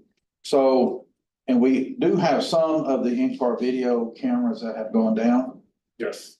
that are having to be sent in. So at some point, we're gonna have to make sure or replace what we have. Are these also things that could be covered under Senate Bill 22? So, or it's another part of my little presentation. A little bit, but some of it can, some of it can't. So anything software-based cannot be covered under Senate bill. Hardware, some hardware can. So, kind of really just. Safety of the officers. all of Yeah, it really depends on where you're gonna throw it at, because if we add the quote in with evidence.com, then no, it won't. So it really depends on how we break it up with that. But part of my presentation was talking about how we're gonna place the jail. And I'm sure y'all talked about it, and I mean, if I was a company owner, I'd want the money up front, but would they spread it out in 5 years? Yes. They do, the contract is broken down, it's a yearly contract.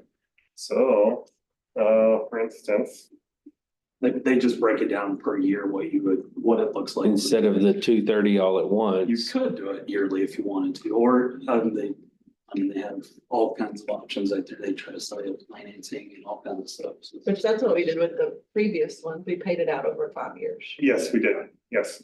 So, for instance, on the body cams themselves, initial installment, this is the upfront cost would have to be $3,693.75. I'm gonna cut the cents out so I can get through them quick for you guys.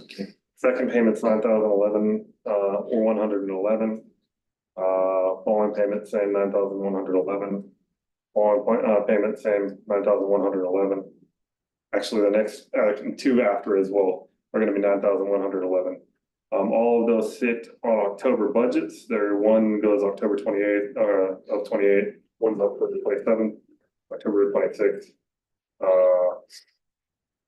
And then October 25, October 24, and then the initial payment, like I said, the $3,693.75 was just upfront cost. So it is broken down year by year.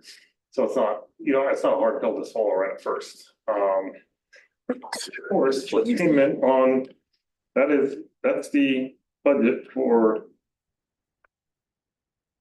the body cams. Why is it telling me unable to preview? I just previewed this 2 seconds ago. Do you have an additional fee for paying it out over 5 years? Do you get like I a didn't- cash I didn't- payment discount? No, I didn't see a change on the overall amount, no. Unfortunately not. And we can do that, right? Well, We can pay it out. I thought It doesn't supersede our capital.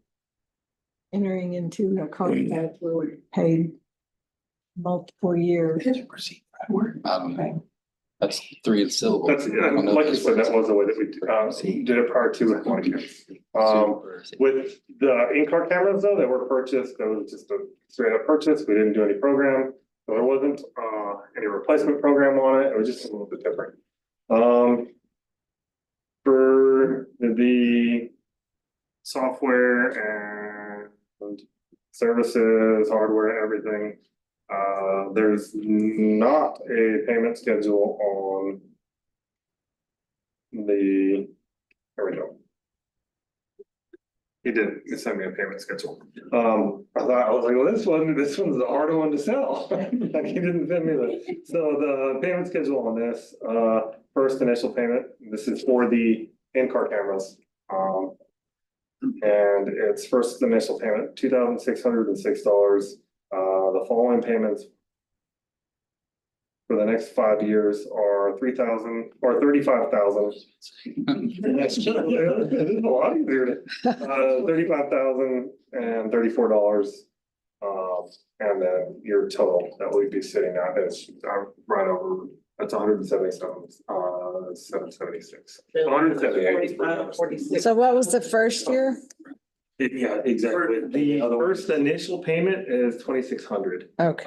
That is to cover, so since we've been working on this, we lapsed, but since we worked with Axon for so long, they're just extending us out. Covering you. And so that's just from June to October.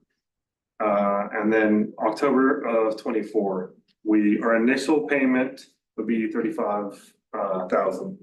But we'd also have the 2,000 just to cover from the part that they extended. So 37,600. Yes, easy number, yeah. 37,600 would be an easy number.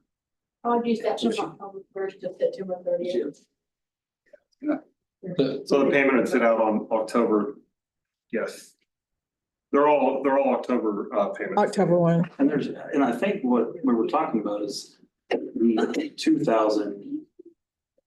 Because there's still 26,000 left in that line item. Yes, so. No, because I think. 24 something, I think now. Oh, 24, so there's No, plenty, there's still 26,000 left. so there's plenty in there to catch up to the October portion of it, so we shouldn't have to add that into. Oh, yeah. And on the software, go ahead. The 5 payments ended the prior year. They thought we were gonna have one more this current year, but I don't think we are gonna have that fifth payment. The fifth payment had already been made. Okay. And so that's why we put that 26,000 in. But it's not gonna be used this year, so they could use it for their, Yeah, to catch up on it Catch up. until Mhm. October.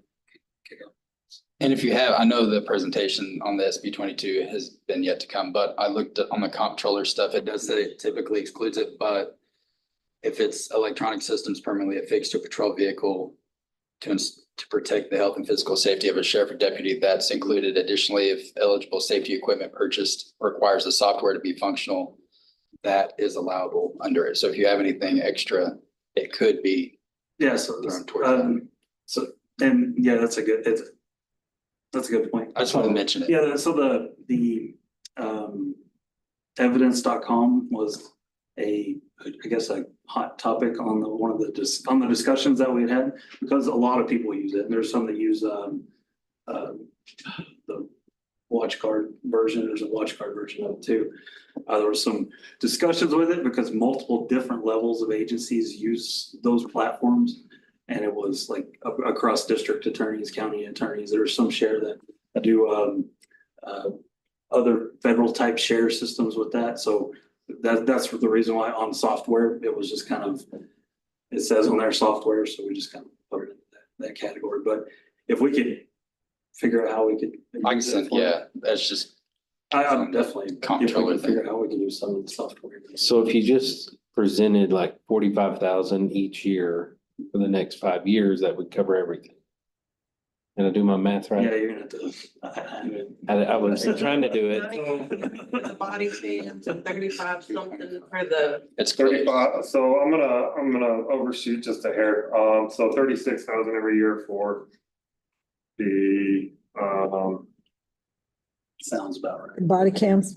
for the in-car cameras, and then, 47,000 a year. 9.5 for the, body cams, and that would cover software, cameras.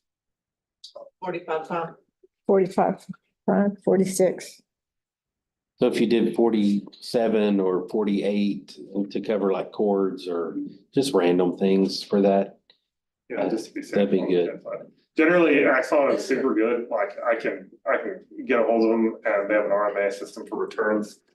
We send everything out and then we get it back quick, it's awesome, so. Cause they come in and install everything. So they have everything. Initially, they do that for the in-car system, which is great because it takes a lot of time. It's not, we have great installers in the area. I know we use Glassix for a lot of our stuff currently to move them from one vehicle to another. But that fee's on us, right? When we have to move them from one vehicle to another. Yes. And really that, so even though we're saying 47, 48,000 on your budget, we already budget 26. So you're only increasing your budget, whatever that math is. 21, I guess at that point, if we're doing 46. Yeah, if we're breaking it down for a year like that. Yeah, And that type of safety is. it's worth it. I mean, we I can need actually it. I give you the agree. savings on the numbers too, like the total cost savings, Oh, you're fine. Yeah, cause yeah. there's Come the. on. I mean, you did the work. I can make it sound way better. Yeah. You know how much money I'm saving here. If you put a top hat on and a cane and start dancing, we'll get Balthazar back in here. He can play the guitar for us. And that's a critical thing anyway. Yeah. That's a critical thing anyway for the safety of you guys. Oh, that- for sure. I mean, Yeah. that's a good investment that, I mean, it's. And it's, myself, cameras, at first, I've been in law enforcement long enough to where we didn't have cameras and it was sort of. When they came in, it was like, I don't know about this. I don't know if I want a camera on me all the time. The second that we started using them, it changed. I was like, okay, cool, this is great. They have saved me way more than they have hurt me. Yeah. They're the best thing that a cop can ever wear. So I think, and just in that saying they've saved me, in turn, they save whatever agency the officer's working for. So it's a great benefit. And it's an extra layer of safety for the public, because if you do get a couple of bad apples, there's more accountability there for the citizens that Yes. if there is a interaction there too. So I mean, it's kind You know, of, this is going into a storage, and we're able to have the whole video from start to finish. A lot of times you see videos popping up online, it's whatever they choose to show you. This is from start to finish. So there's no question about It's on. Well, I like it. Thank y'all for doing the work We're gonna on make that. this 46,000. 47? I thought we said. I said 47. 47. And with that 5-year. Yes. You'll have to remind us every year because I forget what we did last week. So, And I will have to. We have to- on what she's on. yeah, make sure. Don't worry, you'll be reminded. Okay. I do have to get the contract signed on both of them. That is, like, there's no option to that. Okay. So, When do you have to have that contract signed? to keep the numbers, I'd have to double check with the Axon rep that I've been going back with. But to keep the numbers exactly the same, because obviously those quotes expire and stuff, but I can, he's been awesome the whole You'll time. let me know. I'll get it on the regular agenda to Okay. consider and or The approve. contract will have to go through. Yeah, it'll have to come through Commissioner's Court. And Craig. Okay, so I can run it to Craig. First thing I'll like. Perfect. Yeah, I'll run it to Craig. That way you can take a look at them. It'll be sort of prepped for Commissioner's Court and then you guys can go from there. Yep. And we'll get caught up with, October till October. Yeah, because she said you'll still have some in there. We'll get caught They have up all of with it. that. I don't think they've used any of it. Yeah, thanks, Marcel. Okay, thank you. Thank y'all very much. Judge, I have to If go. it's over 6,500, it will have to go on through court for like the C2. Sorry. The last one I had on here was, Just so you know. Alright. the last one I had on here was an addition. Then whenever you get ready to pay it, and I can't pay it because it doesn't make policy. The last one I had on here was in addition to the APIS, the fingerprint machine. There was an upgrade to that, y'all. I think Laura, if you want. Which one? Fingerprint. What?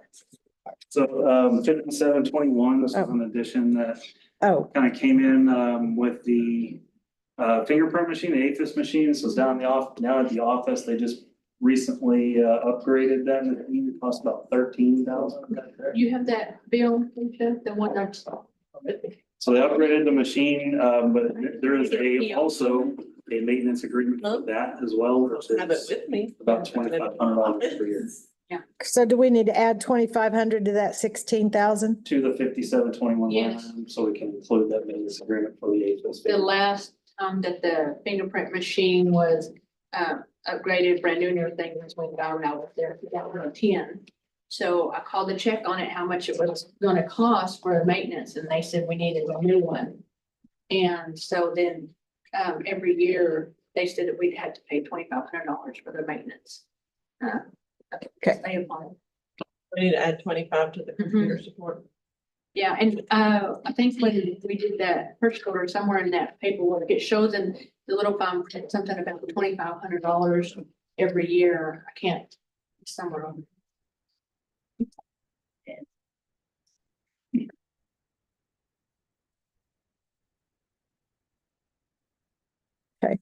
Got that. I think that was it on the sheriff's office thing. Okay, before we move, do y'all have questions on the sheriff's budget? Looks Man, good. I was ready to duck it. Okay, moving on to the jail. Okay, so I think we're gonna take the lights. So on the jail side, first one we were looking at is 2052. Also, this was a continuation of the patrol side as far as jail uniform upkeep. We actually have more personnel in the jail, so I think that keeping that number still about the same, I think we can pull that out. It really honestly depends on the use of the program, and I think that we can create some procedures to make sure that happens. 4050 is the next one. That was inmate medical. So inmate medical increase, or what it was set at was, let's see, department requested at 20,000. We discussed the $20,000 mark because we had, looking at previous years, we had 17,000, we had 9,300. And then we had a 64,000, and then this year we're at 51,000. We threw it at the $20,000 mark because it's over the minimums on those two minimum side, it was just a little bit over to try to cover those two. These two were years that things had to be paid for, medications are one of them. It's just, when you get into that whole legal aspect of medications and providing certain medicines, you just can't do anything about it. And y'all know that, y'all kind of went through the whole process, but the reason why we hit it at 20,000 was to try to hit it right in the middle between those 2 years, or the 4 years. Yeah, 2 under 20 and 2 well over 20. Obviously, if it goes over that, we'll still have to come back to this from, but I just wanted to get it in the middle. For the judge and I lowering it back down to 15 was because those are we thought those are more of a contingency thing, but because you don't know when you're gonna have to airlift somebody or if they have really expensive medications, but for the most part, that normally doesn't happen. It was based off of an average. We're looking at, if you average them all out, it's about 35,000, but we want to be a little bit over the minimum, so that's why we grew it into 20. That was the only reason for that.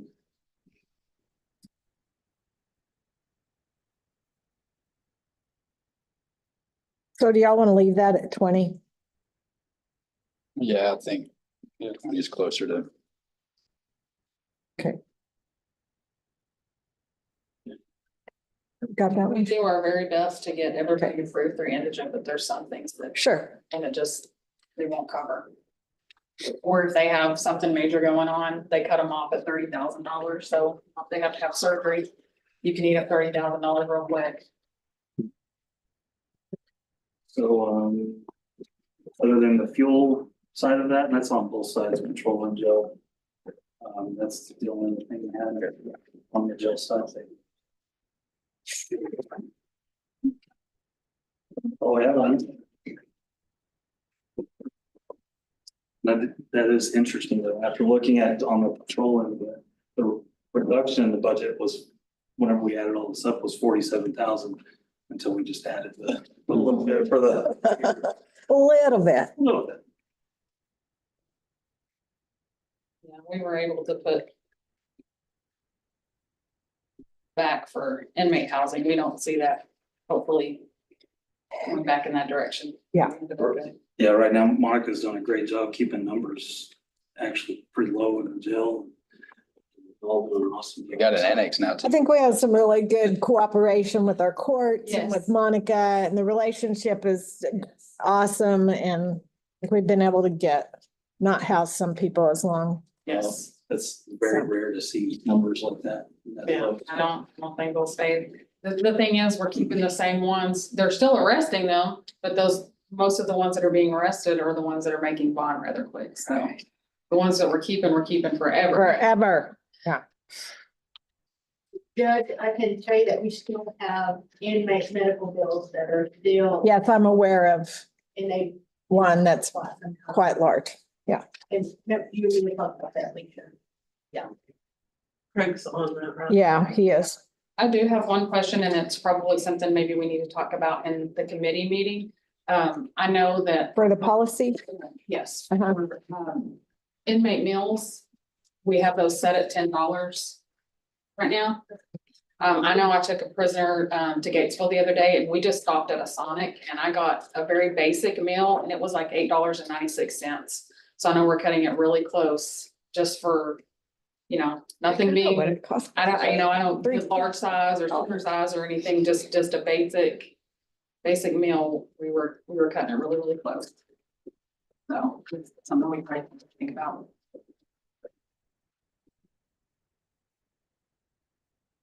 And where's that come out of your budget? Inmate transport? No? It's out of the. Yeah.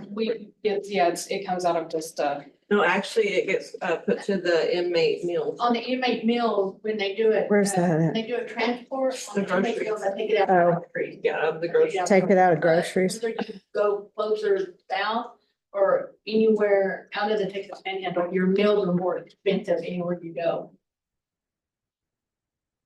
That's something I think. well, I think even just at For our, the employee. even local Sonic, just using them for an example.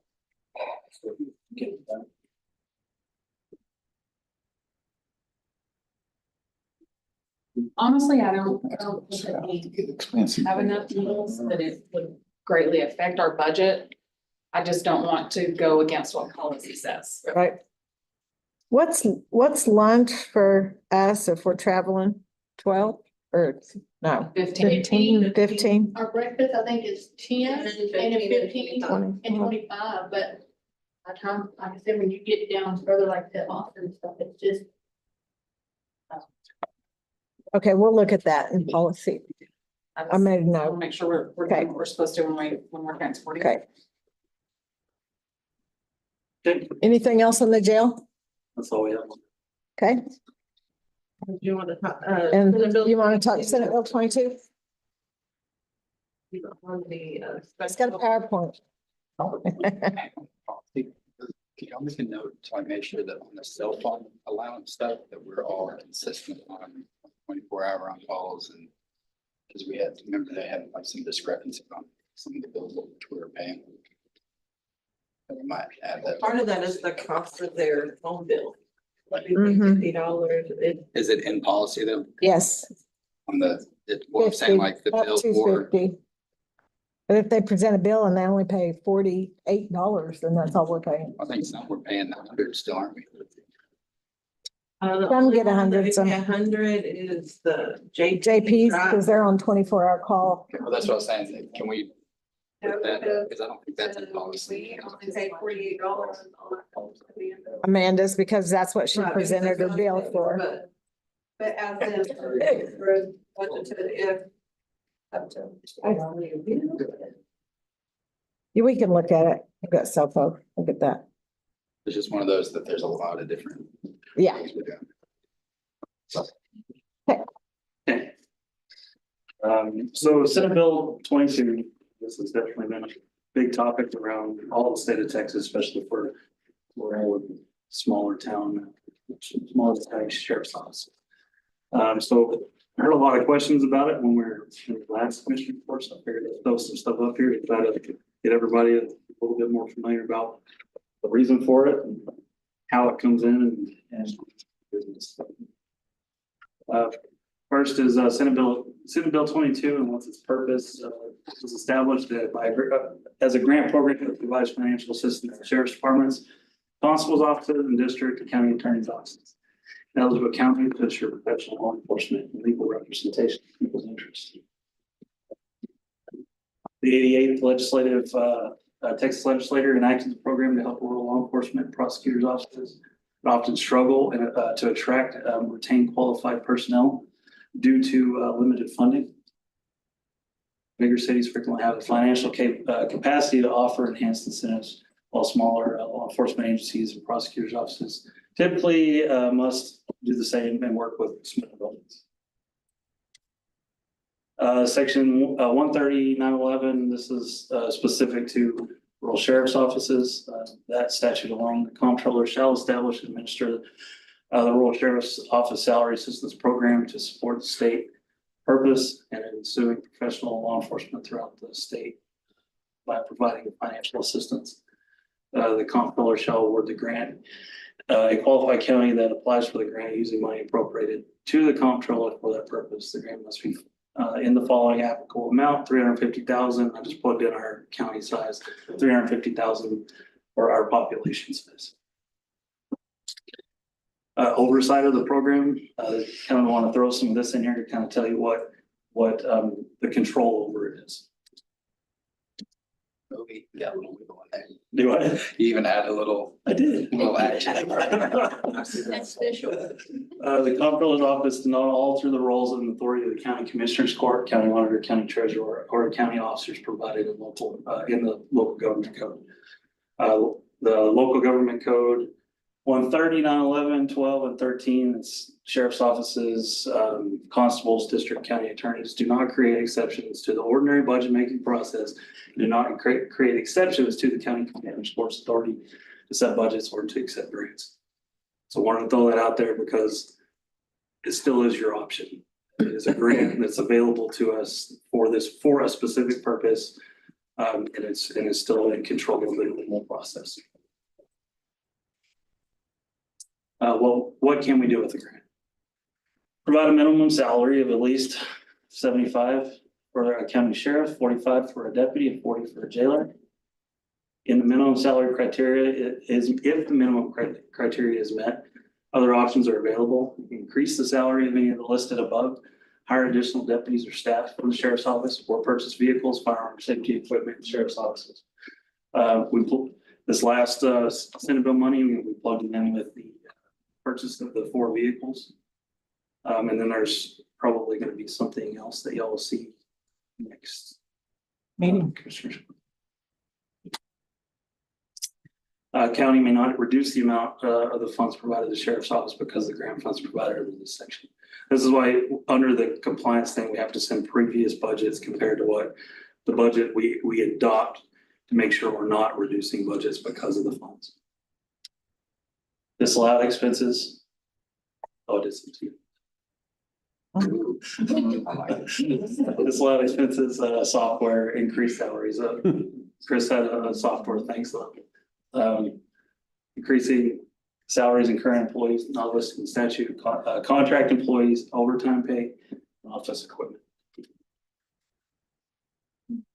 The vision of the future for what we're looking at.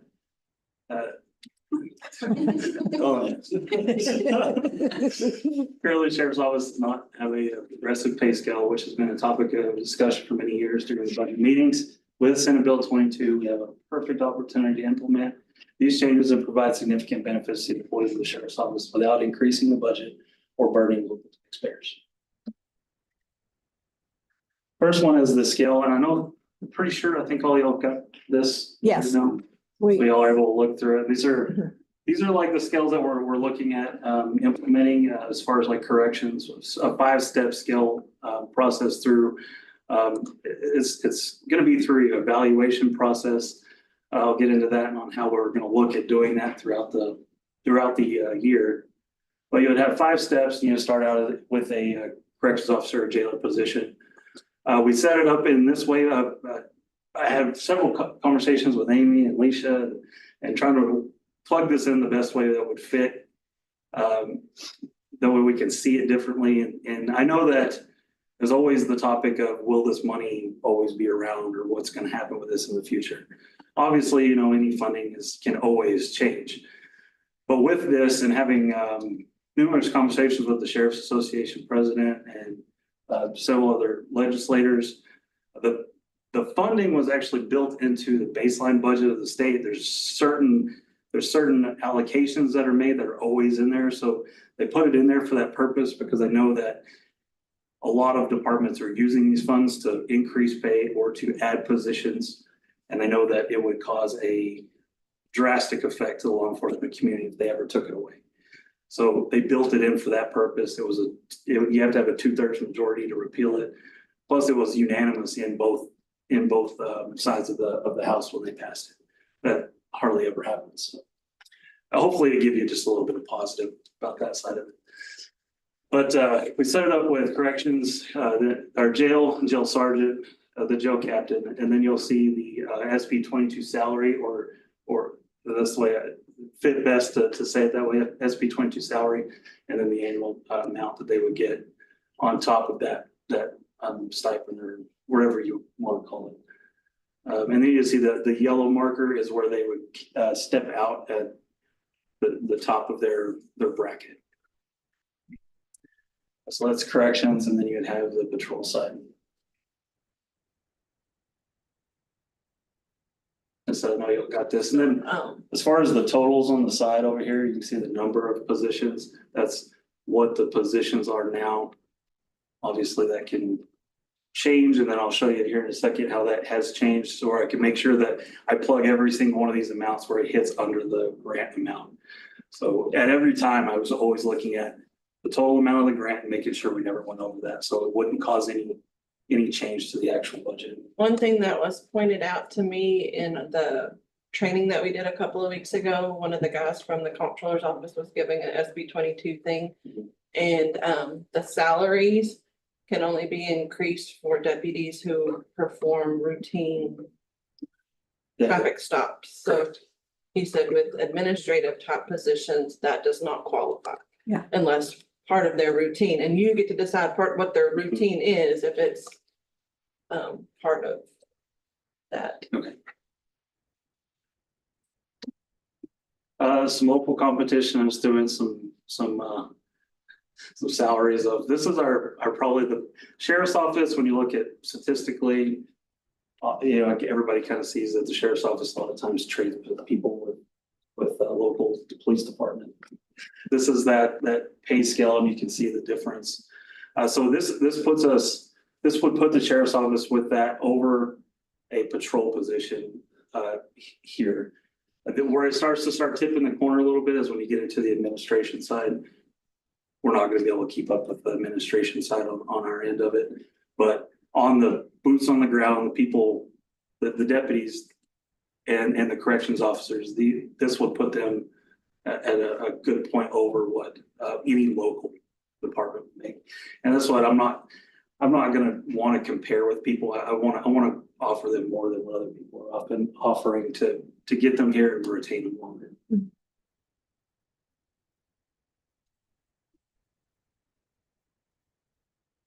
This is another pay scale. This is another police department. They do it as 8-step process. Everybody kind of does the same thing, the step process, which seems to work really well with everybody I've talked to. I didn't see. Yeah, because through evaluation they can move up those tiers. The incentive summary. This is the big number that you can look at here is that step 5, and all the way to the right you'll see that total of 348,520. And that's with taking Amy's numbers that she gave me with benefits at 19.52%. So this includes benefits, it includes everything. So like I said, no additional money to the budget. But if everybody at the sheriff's office, we had every corrections position filled, we had every deputy filled, and everybody did so well, they were here for the period of time you need to be here to make it step 5. That's the total you're looking at. Every position's filled, everything is at the top notch, everything's done. So I want to make Still sure. under the 350. Just barely, but like. Yeah. But that's not what we would budget for this year. No, that's not what we budget for that. So what is the procedure for step advancement? Performance evaluations. I'll kind of go through these a little faster, so bore you to death, but performance evaluations, officers must receive a satisfactory performance evaluation for such things as job knowledge, productivity, quality of work, initiative, teamwork, communication, length of service. Obviously, we set some requirements for length of service to make sure that we push them to the next step. Continuing education and training. If they're building themselves with the department, they're educating themselves, that's going to be the next tick to move through the department. Professional development, participation in things, having some certain requirements for attending workshops and conferences and learning more about the job. Disciplinary record, obviously, is a big one, making sure that they're keeping that straight. Community engagement, I'm a big fan of community engagement, like having the department be a part of the community and pushing people for that, and it's going to eventually help them out with their selling. And then a recommendation of approval. All those things will be looked at, and then we'll take that recommendation of approval through the steps for in the budget process, we can move with that step. Benefits of the step advancement program in law enforcement, motivation and morale.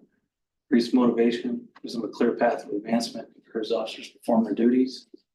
Improve morale, knowing that there are opportunities for advancement and recognition can significantly boost overall morale.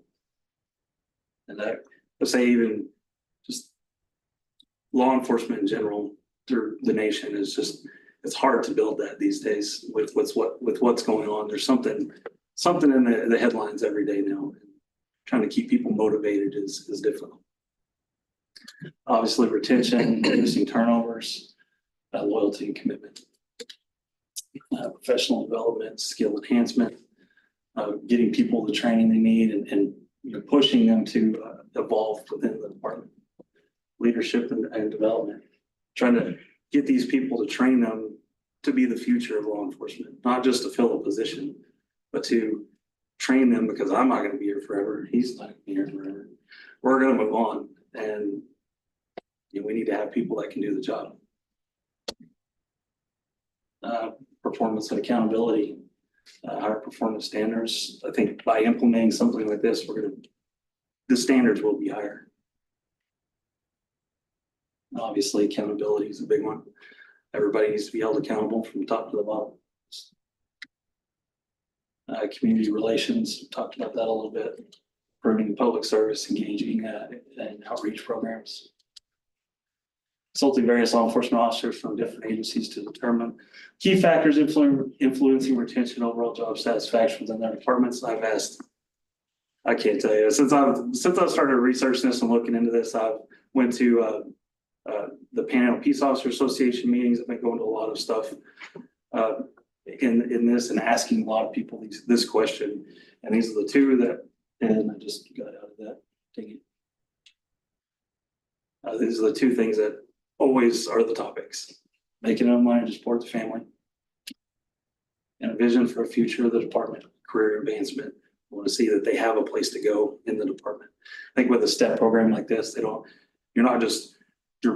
progressing yourself through the 5 steps, but then you want to move up into leadership, you want to do better, you can move up into a sergeant position and continue working your way up until you make it yourself all the way to this point. But outside of that, that's all I have. The total amount on this STEP program, or what we're looking at for the budget side of it, the plugging in out of everybody that's currently employed at a step 3, not saying that everybody's going to start at step 3. I know that Monica has some newer people that she wants to start at a step lower than that. But for that budget side of it, I'm looking at the step 3 process or column, and that was, and Alicia, you have that? The total for patrol is 122,400, and the total for corrections is 98,400 plus benefits. Plus benefits, and that total, let me just add the total. It's on my other paper. 263,900. Yes. So if we're able to implement the STEP program with Senate bill money, the other side of that, what we talked about earlier was the jail van. And what we're looking at with the jail van, because it is getting up there on the mileage, is leftover funding for this year, trying to go ahead and replace the jail. That way we can not have to worry about that next year. We put in the remaining $85,988 in equipment. So. No, we spent it all, it would be all of the 300. So you said the jail van this year? Next year. Next year. Yeah, I was gonna say, we don't have enough money this year. This year. Yeah. Yeah, there's another thing that's gonna come to the table. Yes. Next week, and then that should complete this Senate bill money for this year. This is all for next year. And then you're talking about the STEP programs on the patrol side, it would be the chief and you, is Monica and you, the kind of committee for the jailer side? Yeah, usually, right now, they usually use, chief and Marcel, they'll kind of all have a discussion over if there's nothing really like it right now to discuss, but whenever they have an issue, that's who they usually handles that. But I'll definitely be involved. Right. Well, I mean, like you on the jail side, it'd be you two, like talking about who wants to be, who y'all want to be. Yeah, there'll be a mandatory evaluation process, probably beginning around June or July. Make sure we get everything completed before we start doing budget stuff.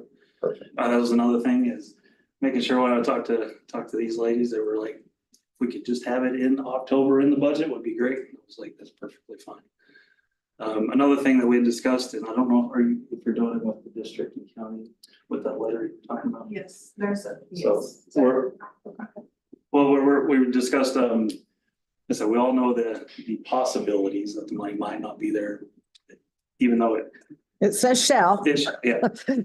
But for that case, before the program is actually paid out to anybody, it's a letter that's given to the employees saying if these funds were not passed by the state, we weren't able to receive these funds. That's why it was built like that in the Excel sheet. it would reduce or come back to their normal salary. They would not get that SB 22 salary stipend. They would just confirm that on. All right. Good work. And I just want to throw out some information just so that y'all know that these funds are supposed to be in an interest-bearing account. Any interest that is made on these does not get to go back to the county. It also has to be spent in the same way as the additional funds. If they're not, then they get returned with the rest. And yesterday, that was like 5,000 or something. Yeah, but 5,300, but we may reduce that a little bit after reading an article this weekend.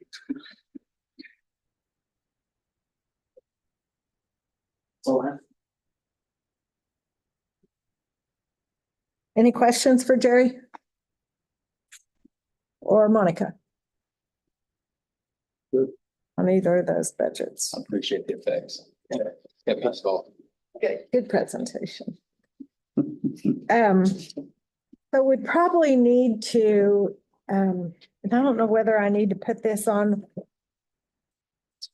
Well, probably not, to give the sheriff's department the okay to implement the STEP program beginning with this next,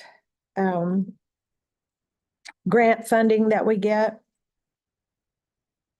which it's already open to apply for, but we've got to gather some information before we can make the application. I think if you put it in the budget, then that's agreeing to it. And Chief Trans working on that. Right, thank you. And I'll have to get some from Alicia too. And then That's neither here nor there. also on the sheriff, I just remembered the K-9 officer. Oh, yeah, I had that note. I need to turn this back over here. Possibly putting a stipend in for the K-9 officer. So right now what we're doing is given a day. Well, he's getting time and a half, but he's getting a point of a half. Or half an hour, 30 minutes a day, every day. So we put an hour, it ends up being the same thing with an hour each day that he works, so an extra hour. So if he works 12, he puts 13 on. So that's just accumulating comp time, basically. He's only putting 13. It's only a half hour. It's a half an hour every day, so it ends up being 13. 14 hours, it should be 14 hours for a 28 day period, it should be only half an hour shift, or half an hour a day. For animal maintenance. Just make sure that everyone on the same page. And so it's just getting put into his comp time. And so rather than him putting it into his comp time, offering him a stipend to pay that, and then his timesheet just reflects what he actually works.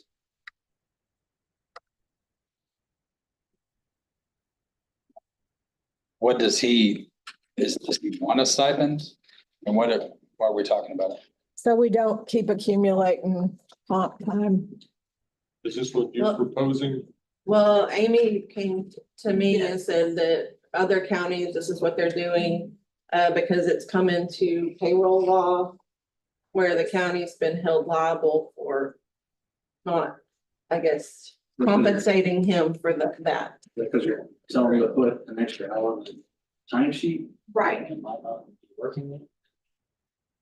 Not Or he may necessarily, be working more. not that, but they were just having, I guess, complications in other counties, and there was a couple of big lawsuits for that, because they weren't paid what they were supposed to be being paid. And they were getting the hours that they were supposed to be getting with that K-9 duties. So they can actually add additional hours to there if they take them. Like they do extra stuff or have to take them to the vet or what, they can put that time on their timesheets as well. So the easier and more liable way for the county would be just giving them a straight stipend.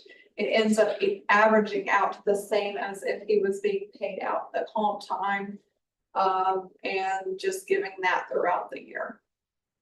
And it is part of the FSLA labor laws, Yes. the different ways that the canine officers can be paid out, and I can send that to you. You know, you can review. So, and you came up with a dollar number on that? 5,500? I didn't bring my. Yes. And I think they also have brought up whenever y'all have your meeting, or a policy meeting, that, we need to get some kind of policy put in. That should come from the sheriff's department, shouldn't it? Well, I think they also said something, I was told something has to be something with the county. For what? Something about the canine dog and the county policy needs to be added in there in our employee policy. Like refer to sheriff's. Just reflect it, we have, I guess, rather than. Underneath the reimbursement. Stipend? Ability kind of thing with the dog. I thought we had something. But we don't. Yeah, we don't. Well, if own the county is doing the policy, then that's basically telling the sheriff's department how to operate that dog. Right. And so that I think it policy needs to be an internal. from the policy sheriff's within department. The sheriff's department, because you're the one who decides how the dog is supposed to be used or. Who was saying that it needed to be a county? I think Aaron was telling me something about some other counties was putting in their policy, something to do with the canine. But I can get with him on that. I know that we're for sure for the sheriff's office, definitely, but also with the county itself. For, like for the dog, you know, being in the vehicle, things like that. What is, you know, that would be a department. That has to be the sheriff's department. And if anything came from the county, I'd want to say that we have no liability because we don't own that canine. I mean, all the liability would be on him for owning it. And I've already checked with the insurance, and if the dog were to get hurt in the line of service or whatever, it's covered under our insurance. Insurance. Even if we don't own it. It's working for us.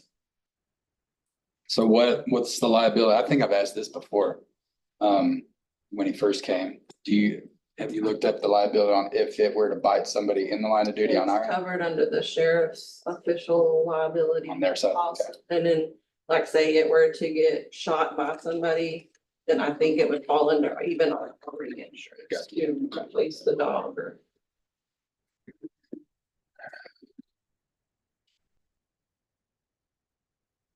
Okay, so how do y'all feel about adding that into the budget, stipend for the canine officer?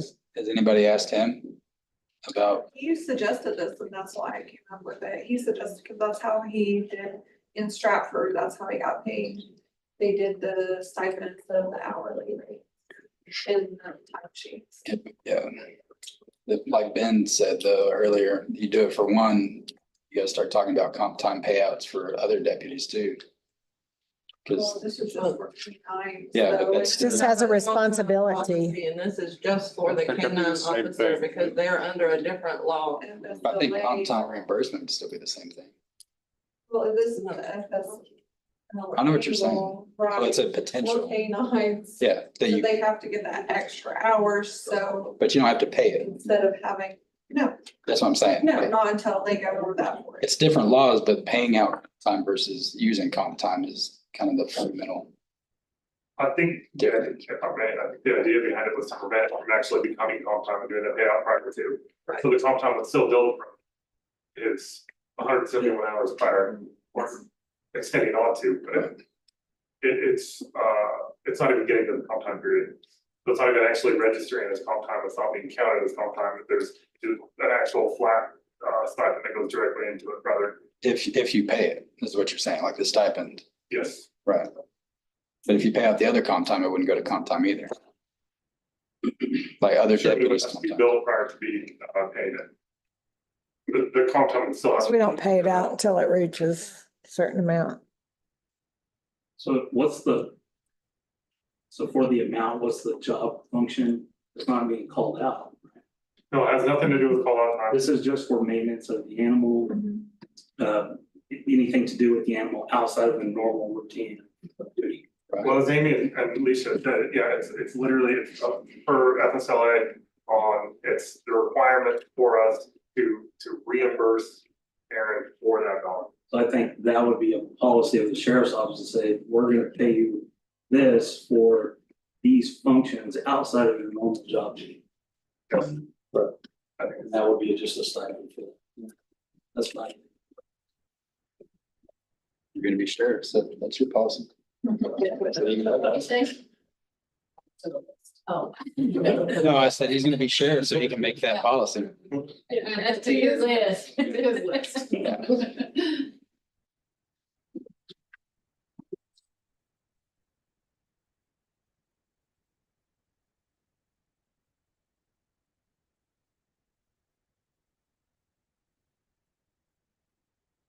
Do we need to add that to the budget or no? So what was that figure again? 55. 5,500.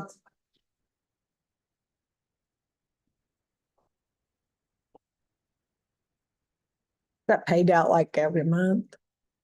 That's for a year, Right. for the year, yeah, so we would split that.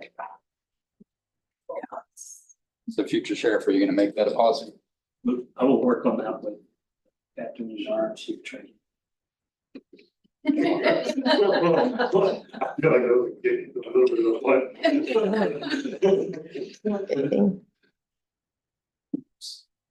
Does that have to be a new line item, or is it gonna come out of the Salaries? salary stuff that we just have?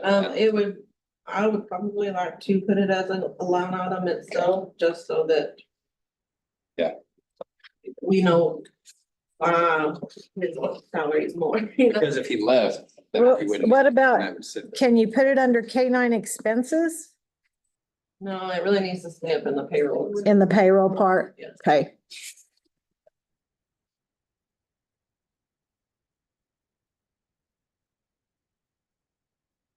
Okay, so are y'all okay with Alicia adding that as a line item up there or no? Yes. I heard one yes. Yeah, Yes. if he wants that, yeah, that's Okay. the policy. All right. Okay, where are we? Lisa, what else did we have? What? You're checking your note. We need to talk about, If we want to address, the Senate Bill 22 stuff for the prosecutors. Even though they apply for their own SB 22 funds, the court still has budgetary. right? But I don't know what they're using it for. Okay, So the DA is doing an annual supplement for, because they're only allowed to use it for payroll supplements for their investigator, their victims assistance coordinator, and their assistant district attorney or criminal attorney. And so Mark has increased all of his, and this is what he's paying this current year. He said for this next year, it would depend upon where the county fell with raises. Another thing that you'll need to decide upon is whether county raises will also apply to SB 22 employees, because it's not required to. The county attorney is just using it for one of his girls, a supplement for her. But they're gonna have to return a whole bunch of money back because they can't use all of theirs. but this is not increasing the budget. Not the county budget, No. it's in a special revenue fund, like, Right. they each have their own fund for their Senate Bill 22. But it, So total for the VA. It's around 50-ish thousand plus benefits. And then the county attorney, his portion's about 22,800. And they got how much? They get 175,000 each. Each. and then remind me if you don't mind, on the, you're saying not in it didn't increase the budget, are the taxes and the benefits and stuff paid off that from us on the SB 22 increases? Off of these, the additional salary. So if they had a county salary of 50,000 and he gave them 10 extra, we could pay the taxes and retirement on that 10,000 Right, okay. out of that fund. You pay it out of the Senate Bill 22 money. Right. Right. So it's not really Increase. increase in. But like their insurance, because even if they're a county employee, we can't pay their insurance. Right. Senate Bill 22 unless it's a new employee. If they were to hire a new employee with those, it would cover all of their benefits. And if they were gonna use all that money for their new employee, I mean, not all, but. I was like, I want that job. Right. I mean, right, a brand new employee that Brand new. the Senate Bill 22 money was gonna pay It would for. cover their salary, retirement, taxes, Right. insurance, anything related to that. It'd be fun for you to keep up with. Like two little. Well, we have a, we're gonna get, at least there's money, we pay it out of one. Because our software is kind of limited, it's easier just to pay them all out of the general fund and then every month I reimburse the general fund back. We trust your process. If we had, our software would do what I wanted it to, I wouldn't have to do that. It's very true. Anything else, Alicia, on that, the Senate bill? I just included all the other special revenue funds. Right. You know, if I wanted to look at any of those. Those are my pretty- And some of them went up, Some of obviously. them stay, like the Yeah. court technology fund. So I just kind of estimate the fees that are gonna come in and then I budget 100% of those fees so that if something needs to be used out of that, then there's a budget established. Right. Same with courthouse security, Mhm. the law library, they just use that to pay for that LexisNexis subscription. Court reporter service, the court reporters get a little bit of a stipend and that comes out of that fund. The records archive, that's Kelly's project that she presented the last, I think, commissioner's court, so there's $30,000 budgeted in there. District and county attorney both have check fee funds for their hot checks, they have control over those.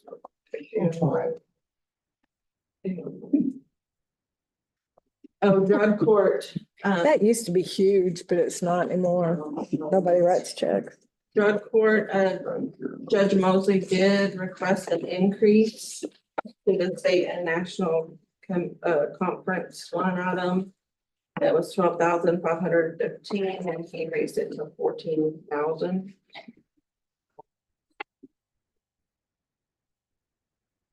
The amount of the transfer from the general fund, if we left it like it is, it'd be 57,085.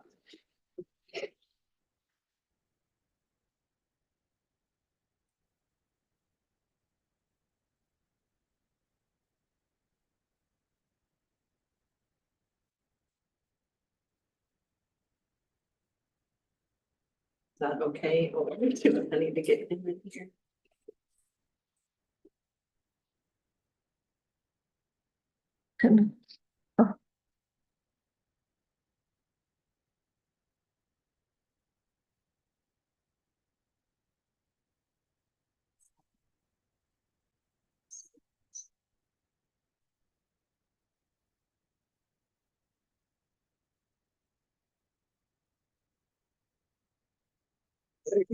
Any thoughts on that?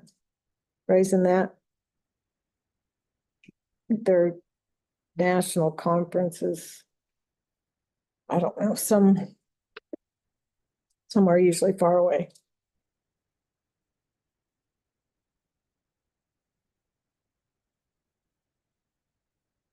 They've only spent 5,000 this year,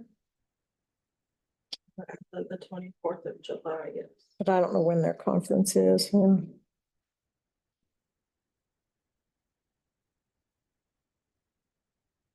So thoughts? Anybody? Can't remember what he said. He talked about that like 3 months Seems like ago or they've something. already gone to one. I don't know if they. That might be the state conference. He said he was also wanting to take another person, I think, somebody. That's like 3 or 4 months ago. He talked about it. I can't remember. Mm-hmm. Put it down and then forgot about it. I think he gets scholarships for part of it. Sorry, you okay? Yeah, is everyone okay with 14,000? Yeah, can we find out his plan again? I'd be fine with it, but Okay. there's a big difference between 58 and 15,000 or 14,000.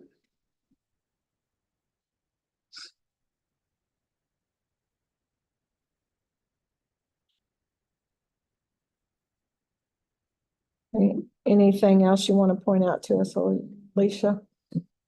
Court. County clerk, records preservation, she did the same as last year. Mm-hmm.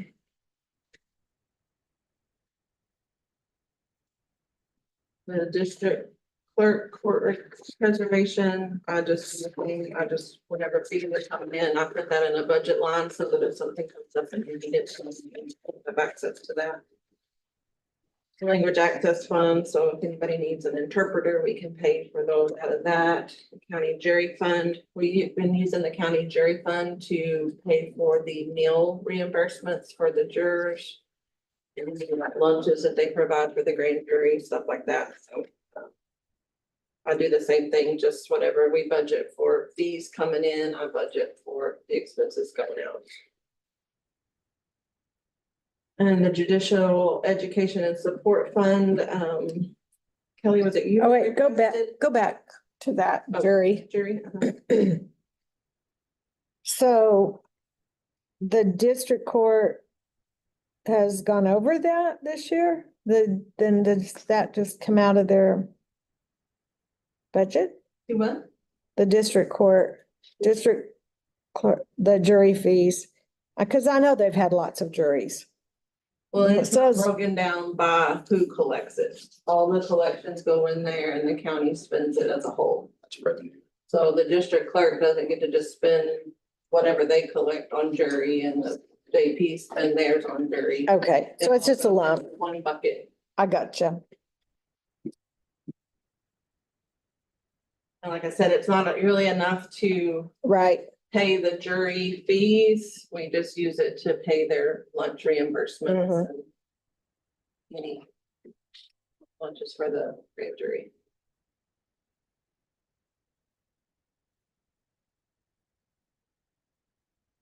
But yes, district clerk did collect a lot more than what we budgeted Yeah, that's good.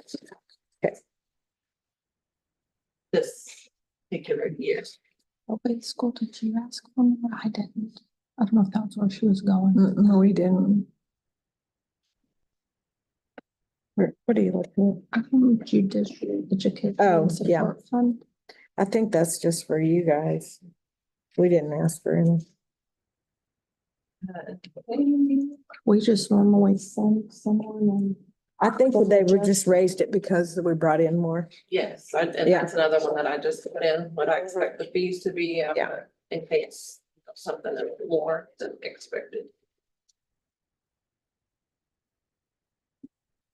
So all of those are just based on fee collections.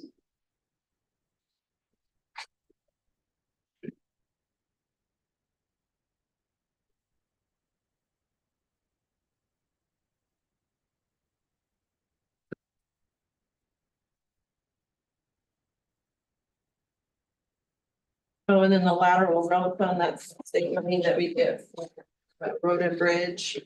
There's a little bit in fund balance from prior years, so I visited with Dwayne and asked him if we needed to keep that in fund balance. Just kind of save up for a different project, or if he would rather just use it in the years that he's getting it, and he said that he didn't see any reason to hold on to it, just to come to use it, so we budgeted 25,000. So that's why it's a deficit budget, is to use up some fund balance. Which is only like $40,000. That was. Okay.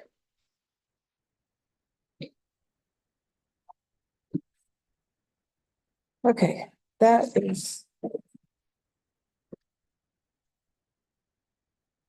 We need to talk about where we want to, the proposal by Constable Precinct 2 on the raises that she requested last time.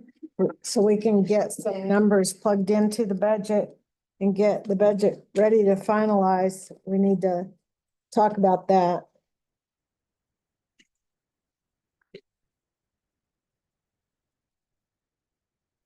So any comments on her proposal?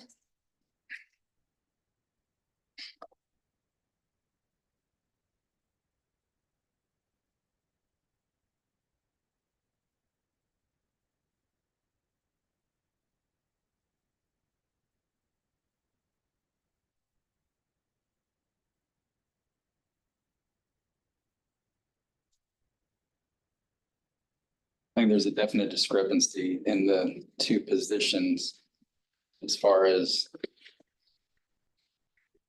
work. So we need to address that How? somehow. Good area. There's a definite discrepancy in the two positions of constable. So we need to address that somehow. I mean, we just talked about pay for less work a couple of meetings ago. And I mean, there goes back to the morale thing of how do we make it fair to people that are doing the job they're supposed to be doing?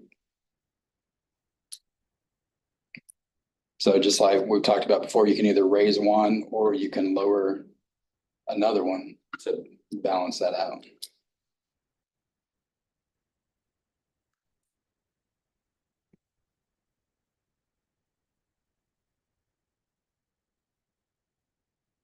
We don't actually have any type of documentation on our other constable as far as what he does. So I wouldn't assume that I know what he's doing.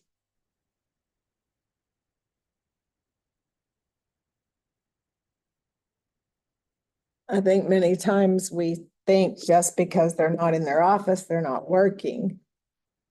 But I don't think that's necessarily true. We have the list of the warrants served, the paper served by who. The department had done that. Don't we?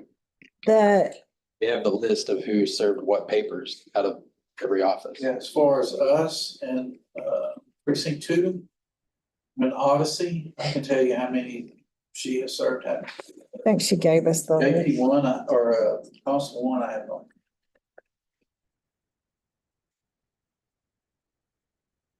Yeah, she gave us her list. That's why I was saying we have And those.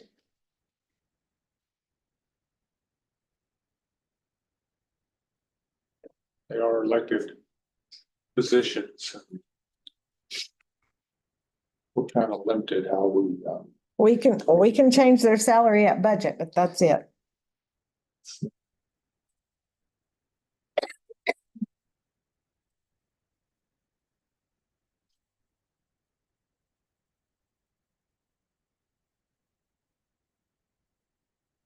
That's basically what you can do is change their budget Mm-hmm. That's it. or set their budget.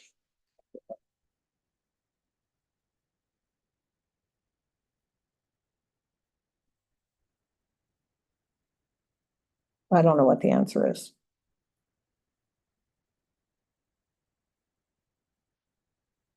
Those issues that it is a hard conversation, but we have to have those conversations. Yep. Fix them. I think from the information Angelica's provided to us, she goes above and beyond for her job. And she's the type of person that appears to want to stay busy all the time.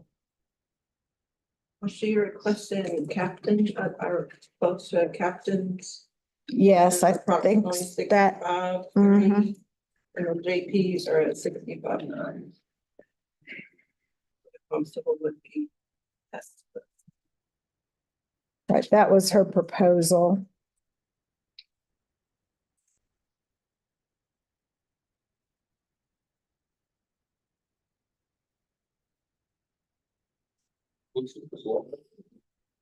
during her proposal, she To- requested A cap, like a captain. up to a captain salary, So which it's is 50 approximately or 65-ish, 65. and the JPs are at 65-ish.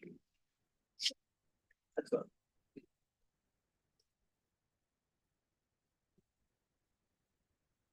Currently, the constables are at 55. Oh, 54 too, sorry. 54, 33.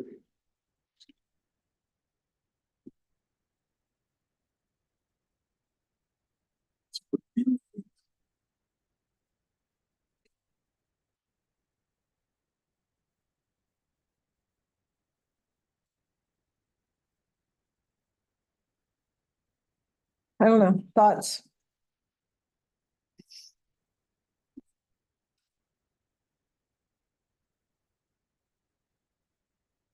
Current salary for, I'm just giving y'all information for y'all to ponder. Current deputy salaries are about 61.6. 51, 6. 61. Oh, 61.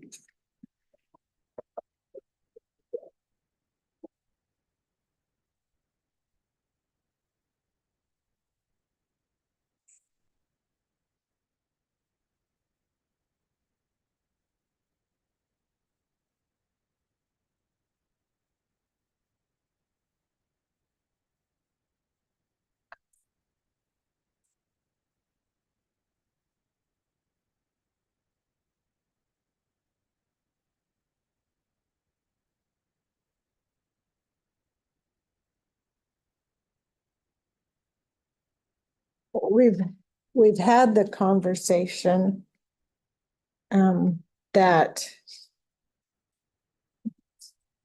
an individual knew what the job was when they took it and what it paid. And we've made that comment before. That's both ways. So whether it's Exactly. good or bad. Yes, exactly, So exactly.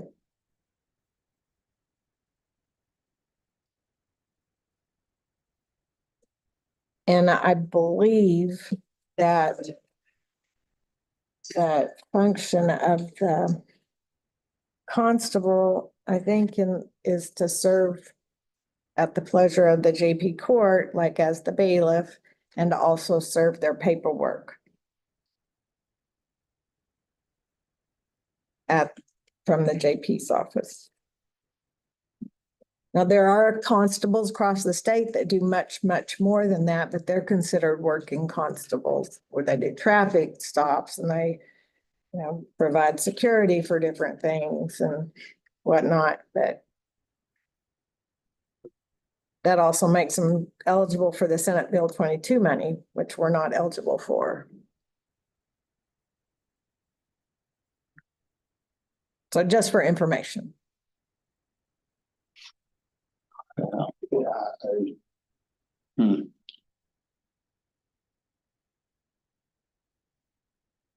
change one more than the other, it just seems like it's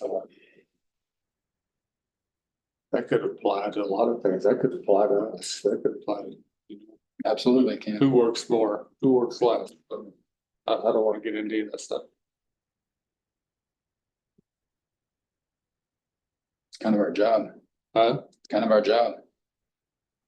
Yeah, but I don't want to stop or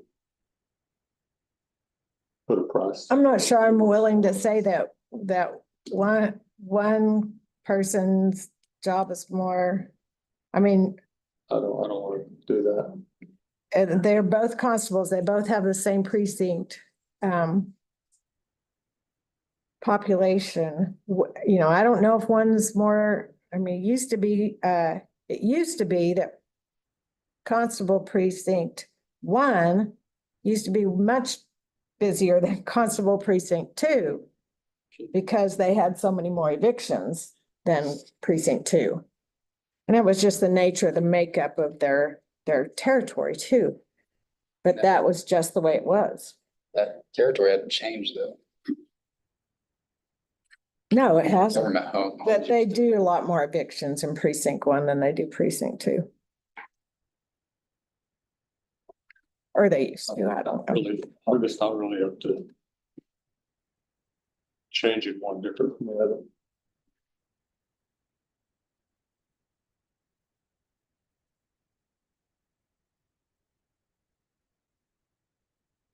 Leave it? Is that everyone's? Yeah, because I think if you. I think until. Gonna open up something more broader than what we've got. That's what we debatable no matter what you do. Absolutely. I don't know what, there's no real good answer to it. No way to say what that is. Who does more or less? I just don't. Okay, so is that a unanimous decision to just leave it the way it is? No, but I'm not. I'm not saying it's a solution. Well, I think if we had a plan and I think then we could implement something, but See, that's the problem. I mean, we've had this discussion for a year now about this. We need to. well, y'all knew where I stood when, Right. Well, no, I'm not saying you. I wasn't like saying you. I'm saying we as a court had those decisions, so we need to. I don't know, it just feels like we kick some hard decisions just further down the road instead of, how do we solve this? I don't know, but it is an issue.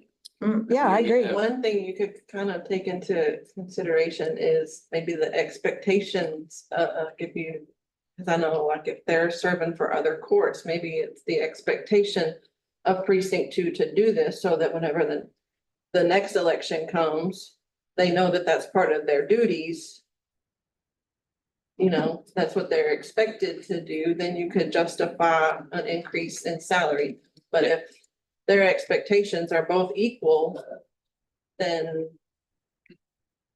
what, because one elects to take on extra work doesn't make them different, you know? I think it would be I don't know there's anything in writing making one different from the other. So. There's not, but it's kind of a Well, you can twofold. even so- do that because it's an elected Right. official, if you So- can have expectations that you also serve this court's papers or. Unless there's something in writing, they're the same.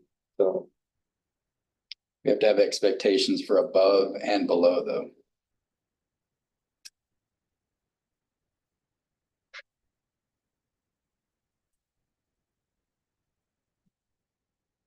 We need a step. That's almost kind of like Step. doing an evaluation of that elected official. Right, which you can do.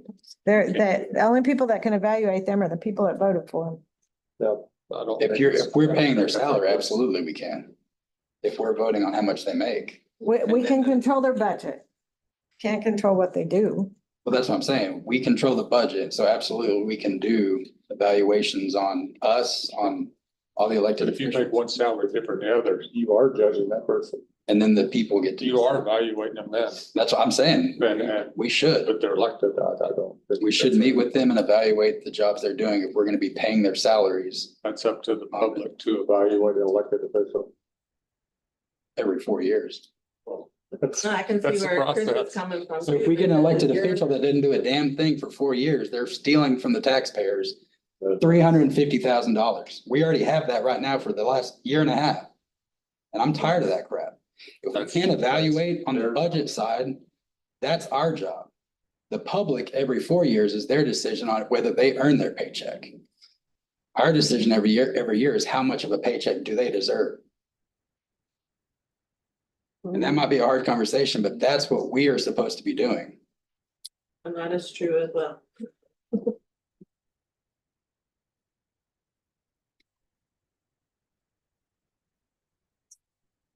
It is a hard. I mean, we look like the enemies on some of that stuff, but we can't just cower away from hard decisions sometimes.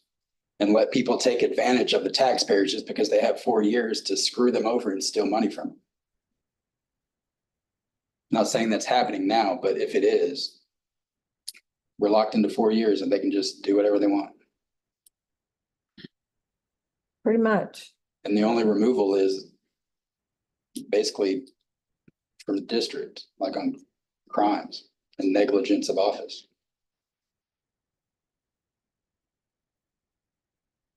But what's the solution? We still have to have proof of that. That's the hard part. Well, it's just like with our department heads, we ask them to give us reports. I mean, we have, when somebody comes up here and says they've done every report that they're supposed to do, if they haven't, then there needs to be accountability for that. If they come up here and, if they come up here and Elected say, officials doesn't have to do that for us. they don't have to, but it's also public record and we can get Yeah, that. absolutely. And that's not a power thing, that's just a salary thing. We're not trying to tell them what to do in their office. That's up to them. But I mean, we can't tell, I don't think we can tell our employees, we expect you to do all this and make this, and then other people. I don't think we even know what they do. I don't even know. Well, that's what I'm saying. We know everything that Kelly does or Tammy does, or That is the problem. But I have no we don't idea. know what they do. too busy doing what I'm supposed to be doing. Yeah. There's some departments you have no clue, so.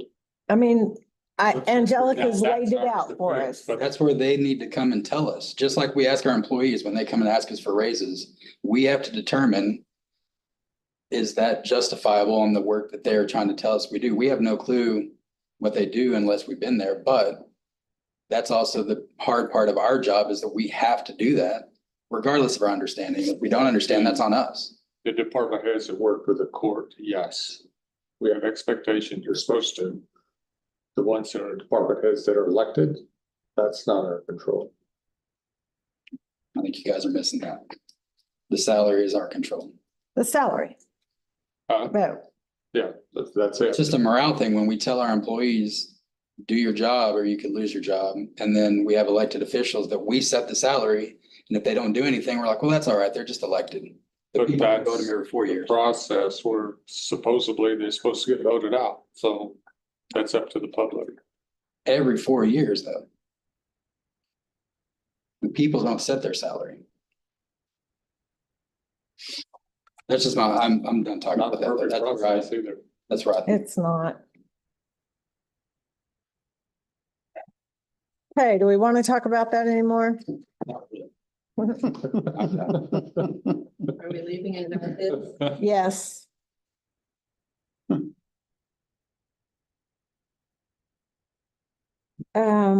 What else did we have? I think we talked about that.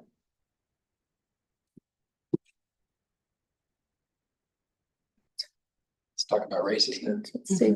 Yeah, For everybody. That's where we need to land. we are, yes, well, I have that on my list. We do need to talk about potential raises.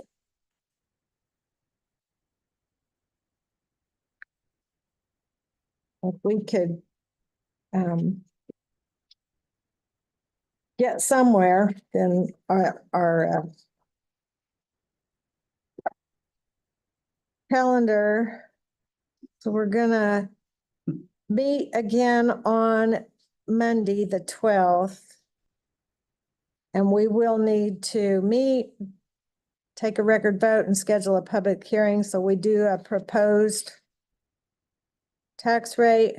And then I'm hoping that we can make some decisions and have, at our meeting on the 26th, make some decisions. Would be nice.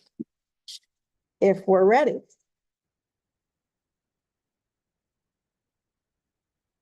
Did you send this out to everybody? The history of the Yes. raises? Yes. Okay, so you all got this, the history of the raises? I don't remember. Did you see that? I didn't see that. I don't think. He emailed it. Yeah, I think she emailed it out with, Okay. oh, it was with the budget scenarios, I think. Or maybe it was separate. Before that. Oh, sent it before that. Okay, so the history from the past 3 years. Oh, I saw that. Seven. Yeah, I did. I saw the history for the past however many years. Yes, I Yeah. did see that. And then this went out on July 29th. Yeah, I did see. So But we've done a flat raise the last 3 years. We haven't given a percentage raise since 2020.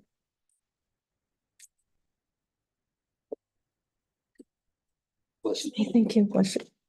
What's going on in here today?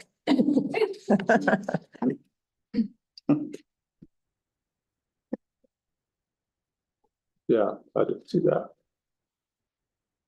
Um, And you guys got the info on the no new revenue rate, right?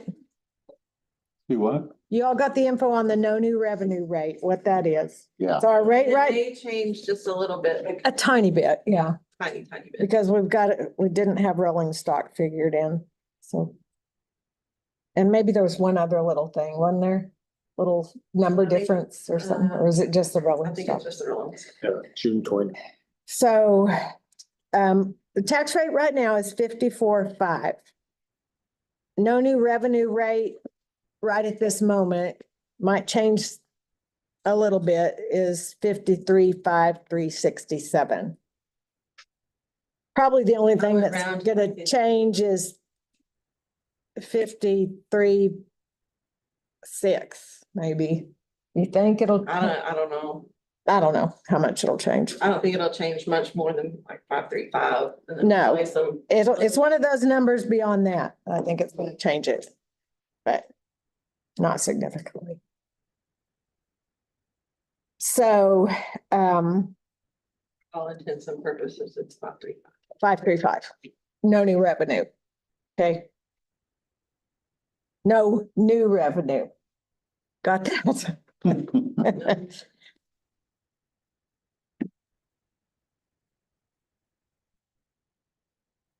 So if we set the tax rate there, or that, we propose that tax rate, 53.5, we're going down a percentage from 54.5 that it's at now. And you can see to the side there on the payroll raise scenarios, what that, if we give, 100, 150, we do a 1%, 2%, 3%, 4%. What that's gonna make a net change to our fund balance and where that leaves us.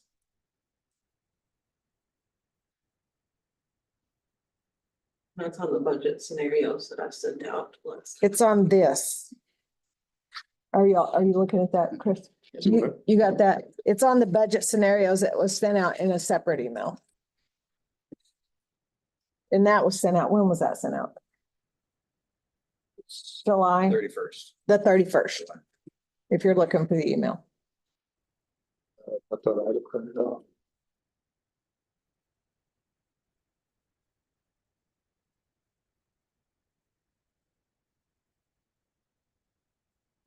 Can you find it? Okay.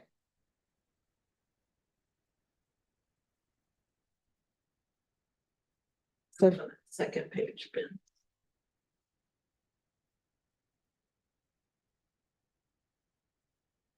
Scroll down the page, Ben. Open that. Let's go. So while you're thinking about that, think about the question that we've already asked a couple of times, and that is, do people that have been requested a raise, say, Kelly's deputies, do they get the step up and the raise? Do the Senate Bill 22 people get the steps and the raise? So think about that too. Well, you got two different, you got a promotion and then you got a raise. So, yeah.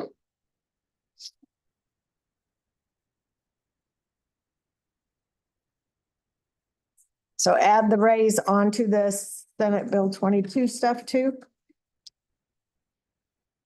So the tiered step program is difficult because the first step's not gonna get Senate bill money on a lot of the positions, so they would get a raise. That would eventually catch the step two. Possibly. That sounds, does that sound right? Because if we're only adding 100 or 200 on the step 2 or 3, and we give 150 raise, that step 1 is going to be higher base salary. Say this base salary is 52,000. And then the step 2, does that make sense what I'm trying to say? I'm asking anything. On the sheriff, like the DA stuff, like they just added. Yeah, so like the DA positions and those getting a supplement, I would say no. Because that's one salary. Right, those are just, yeah, The step programs would create an issue because the step 1s would get a raise and then the 2 through 5s wouldn't. And then the step 1s would start catching the tiers on the base I salary. think we're gonna have to, does that make sense? Can you in my make it, brain? can you give a raise on the base salary only in the step programs? So And the, then, the step, Thank you. the step 1 in the patrol side was what the base salary is already. right, Right, So there wouldn't be any change. It would be the correction one where it does start to create a little bit of differential between patrol and corrections. That one would start lower than what we're actually starting right now. So that's where what you're talking about, you would have that catch up in that step 2 to step 1 portion. But I think if you plugged it in at step 1, would it not?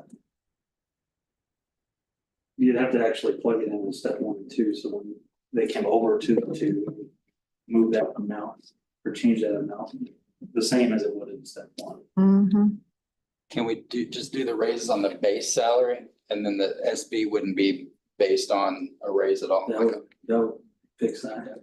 We don't want to do. On the base portion. No, it'd have to be base salary. I think it would have to be base salary. Yeah, that's all the county has. So they wouldn't, What it we're wouldn't be, talking about is it wouldn't be county gross salary. on the, Not on their total salary. Not adding this. Right, and that's Senate what Bill was kept 22. separate Your base. sheet too, Okay. so you wouldn't Okay. see it the same as the step. Right. I got you. Okay, all right.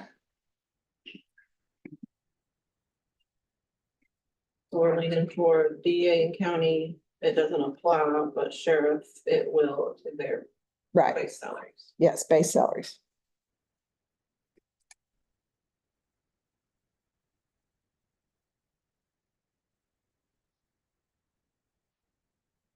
Just to Fair. their base salary, yeah. Y'all are I can here. see, because if you got 50. It's interactive, and then y'all are you're here. up to 52, and this guy's still staying at 50 pluses. Yeah. It will eventually. Catch up, yeah. Okay, so are y'all looking at that 50, the no new revenue rate? That 53.5? Are y'all happy with that? Good place to land, proposed tax rate, If you what? the proposed tax rate. And we're gonna have to make a vote next. Sorry, I'm based on the deputies, we did say that they would get the promotion plus the raise. Right,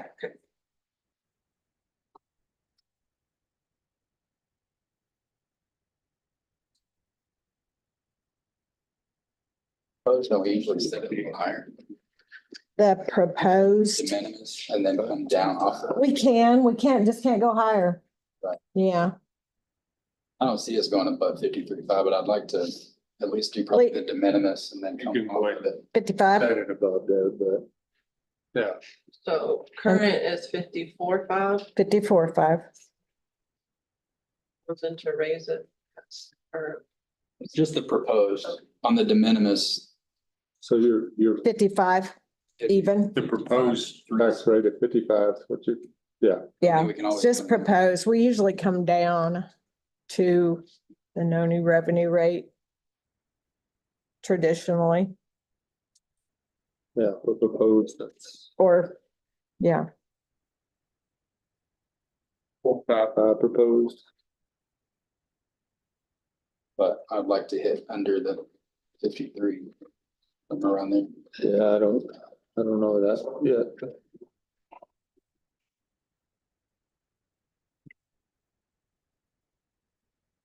okay, what about, pay raise? What are y'all thinking? Um.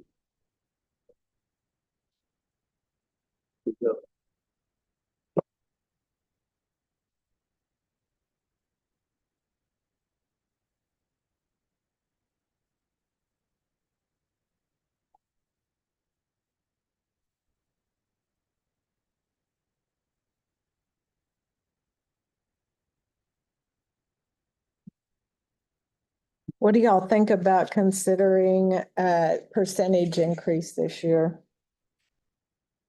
Why? Not my end, but, did you do it? Do I not see the numbers of the 150? Yeah, they're on there. They're right here. Second page, Was it? right here. So you can see here, Oh, yeah. $100. What's the actual So this is- percentage? Oh, I don't have the percentages on there, but it's about, if you look, I thought you did want a percentage. oh, yeah. Yeah, we did 1%, That bigger. 2%, 3%, 4%. 100 would be about 2%. That's not that. What we did. Down a couple times, we'll go back around that. There you go. Stand right here.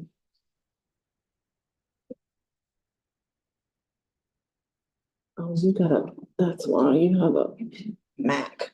I got it. No wonder it I doesn't. got a work. good computer. Whatever. Mm. So scroll down here. I don't know how you make it bigger. I don't use a Mac. There you go. So like if you look here, that's the cost. The $100 raise is about 182. And then Yeah, but 2%, so that's about a 2% raise. but to say the 150, what is that actual percentage of, increase? Of the total budget? No, on the total payroll. I don't have that right off the top of my head, but I can get it for you. I just. Not on budget, just on payroll. Yeah, total increase of. What is that increase in your pay? That's what I'm. Get out of here. Well, each one's gonna be. I was gonna ask, but I knew. $200. Well, like there it says, take home after tax, $85. 2.5 or 3% increase for somebody else. Correct, correct, but you take down middle of the road. Yeah, that's definitely true. That's right. Not always. Got that, take home after. So 100 on average comes out to about a 2% raise. For everybody. See, that's what But that's it's average. getting at, because typically, inflation rate. CY rate should be about 2.7 this year, 2.8. So $100 rate after taxes, people That will be would bringing cover home you. about $85. Yeah, that wouldn't cover your. She's got that right there. See, she's There's got. more work involved Right for there, Amy. it said if it's $100 a month, then after taxes, everything, that's about $85. Yeah, I see that, but I got that right here, but. They gave me a lot. Right? What'd you say? I said, it's gonna take Amy a lot more money than that to plug it into the payroll, because she's gotta go into every single person and change the Yeah, rate. well, it's not.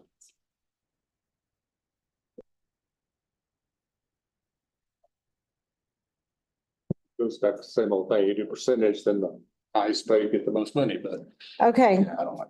that's not. so you guys have got these numbers and I think we need to, if you're looking at which I hear this kind of a little bit of discussion here about making the tax rate that we may potentially settle on less than 53.5, then we need to have Alicia get us some new numbers. Like, what do you want to see? What do you want to see a tax rate at?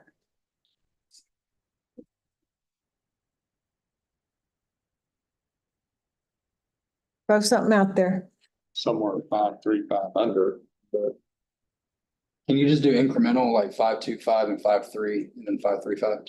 So in that. You've got 5.35. 5.35, Right. 5.4, 5.45, Right, but nothing. and I can, you may go lower. Yeah, just to see, just the 5.3 and the 5, I don't want to go 5.25, but just like 5.25 and 5.3. Just to be able to compare.